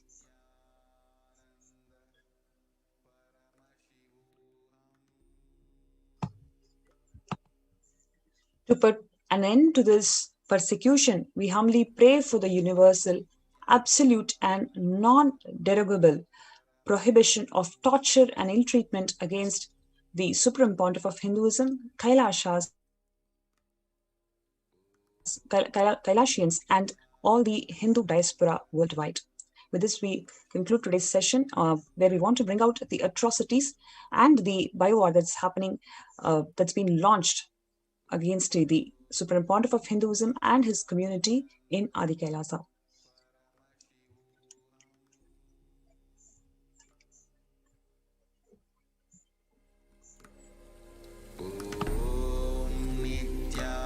Nithyananda Paramashivoham.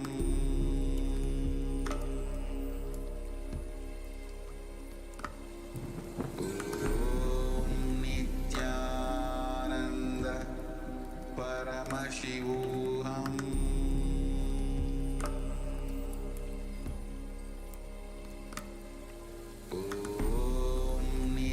Nithyananda Paramashivoham.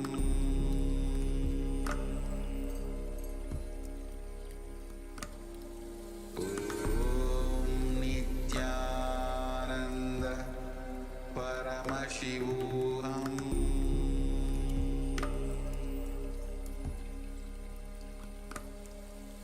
There are some great spiritual sciences unique to Hinduism that will otherworldly but definitive sign manifesting the cosmic beings in Archavatara, deities in Nijavatara, living incarnations is possible.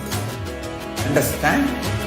Kriya Pada of Vedas and Agamas elaborately explain the whole science of making the cosmic beings manifest in Archavatara, deities and Nijavatara, living incarnations, both. During the Bhava Samadhi Darshan, literally those cosmic beings manifest through this body. Just like how they manifest in Archavatara, deity, they manifest in Nijavatara, Pratyakshavatara, and give you all the boons you ask, bless you. You see, each God is an independent intelligence to lead you to enlightenment. Each God is a bridge for you to achieve the Shivatva, the ultimate Shiva consciousness. Krishna is the bridge for you to achieve the Krishna consciousness. But Shiva consciousness, Krishna consciousness, all consciousness is one and the same. Ultimate consciousness only. So that energy itself completely expresses. Just like Radhika, when I see my own sweetness in the mirror, I become eager to taste it. I find that the only way to relish this sweetness is through the constitution of Sri Radhika. Bhava Samadhi Darshan is a window to the infinite expanse of consciousness, allowing us to glimpse the formless in a way that we can understand. It cleanses the karmas of lifetimes. It awakens our biomemory to the space of Paramashiva, the ultimate consciousness, and creates a deep and lasting transformation in us.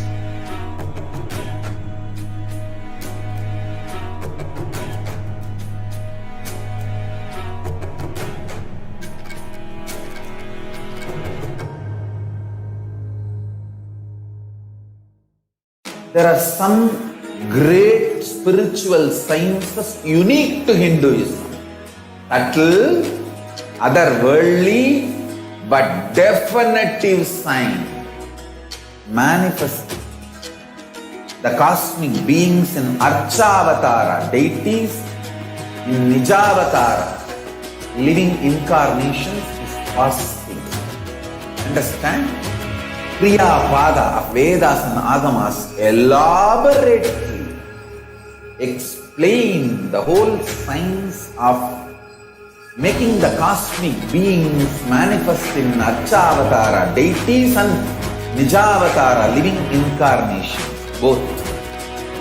During the Bhava Samadhi Darshan, literally those cosmic beings manifest through this body.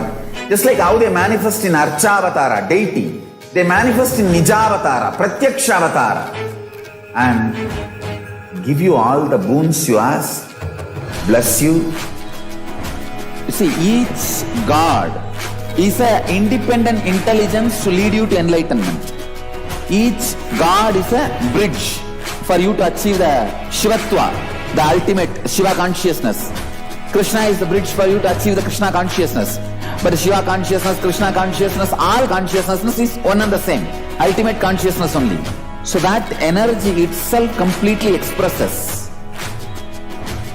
Just like Radhika, when I see my own sweetness in the mirror, I become eager to taste it. I find that the only way to relish this sweetness is through the constitution of Sri Radhika. Bhava Samadhi Darshan is a window to the infinite expanse of consciousness, allowing us to glimpse the formless in a way that we can understand. It cleanses the karmas of lifetimes. It awakens our biomemory to the space of Paramashiva, the ultimate consciousness, and creates a deep and lasting transformation in us.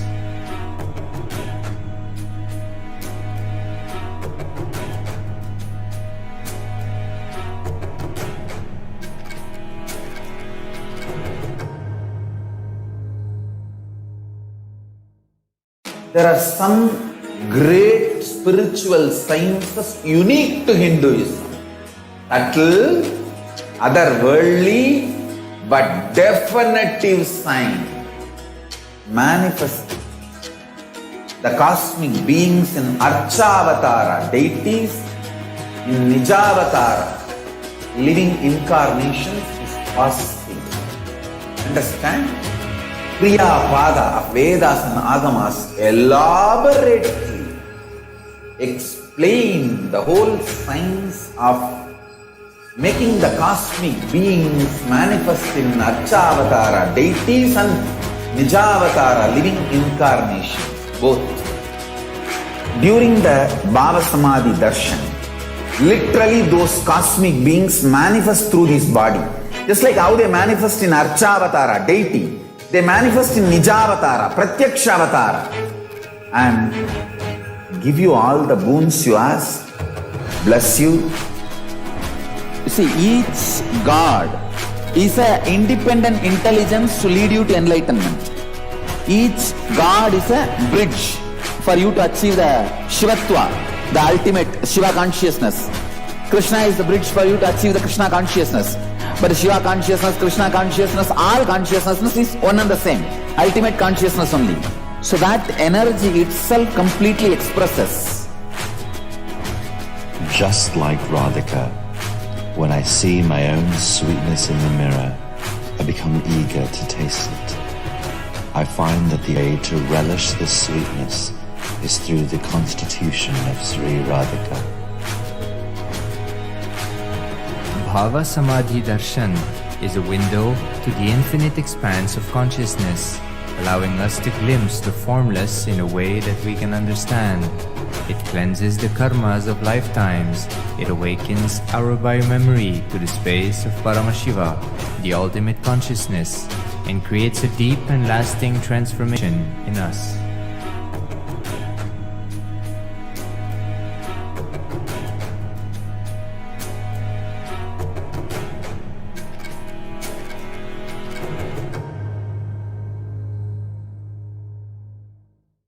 There are some great spiritual sciences unique to Hinduism. Subtle, otherworldly, but definitive sign manifest the cosmic beings in Archavatara, deities in Nijavatara, living incarnations is possible. Understand? Kriya Pada of Vedas and Agamas elaborately explain the whole science of making the cosmic beings manifest in Archavatara, deities and Nijavatara, living incarnations, both. During the Bhava Samadhi Darshan, literally those cosmic beings manifest through this body. Just like how they manifest in Archavatara, deity, they manifest in Nijavatara, Pratyakshavatara, and give you all the boons you ask, bless you. You see, each God is an independent intelligence to lead you to enlightenment. Each God is a bridge for you to achieve the Shivatva, the ultimate Shiva consciousness. Krishna is the bridge for you to achieve the Krishna consciousness. But Shiva consciousness, Krishna consciousness, all consciousness is one and the same. Ultimate consciousness only. So that energy itself completely expresses. Just like Radhika, when I see my own sweetness in the mirror, I become eager to taste it. I find that the only way to relish this sweetness is through the constitution of Sri Radhika. Bhava Samadhi Darshan is a window to the infinite expanse of consciousness, allowing us to glimpse the formless in a way that we can understand. It cleanses the karmas of lifetimes. It awakens our biomemory to the space of Paramashiva, the ultimate consciousness, and creates a deep and lasting transformation in us.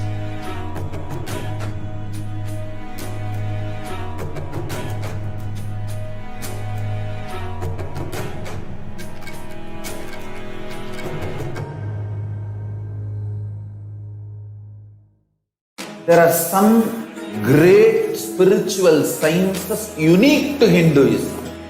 Subtle, otherworldly, but definitive sign. Manifest the cosmic beings in Archavatara, deities in Nijavatara, living incarnations is possible. Kriya Pada of Vedas and Agamas elaborately explain the whole science of making the cosmic beings manifest in Archavatara, deities and Nijavatara, living incarnations, both. During the Bhava Samadhi Darshan, literally those cosmic beings manifest through this body. Just like how they manifest in Archavatara, deity, they manifest in Nijavatara, Pratyakshavatara, and give you all the boons you ask, bless you. You see, each God is an independent intelligence to lead you to enlightenment. Each God is a bridge for you to achieve the Shivatva, the ultimate Shiva consciousness. Krishna is the bridge for you to achieve the Krishna consciousness. But the Shiva consciousness, Krishna consciousness, all consciousness is one and the same. Ultimate consciousness only. So that energy itself completely expresses. Just like Radhika, when I see my own sweetness in the mirror, I become eager to taste it. I find that the only way to relish this sweetness is through the constitution of Sri Radhika. Bhava Samadhi Darshan is a window to the infinite expanse of consciousness, allowing us to glimpse the formless in a way that we can understand. It cleanses the karmas of lifetimes. It awakens our biomemory to the space of Paramashiva, the ultimate consciousness, and creates a deep and lasting transformation in us.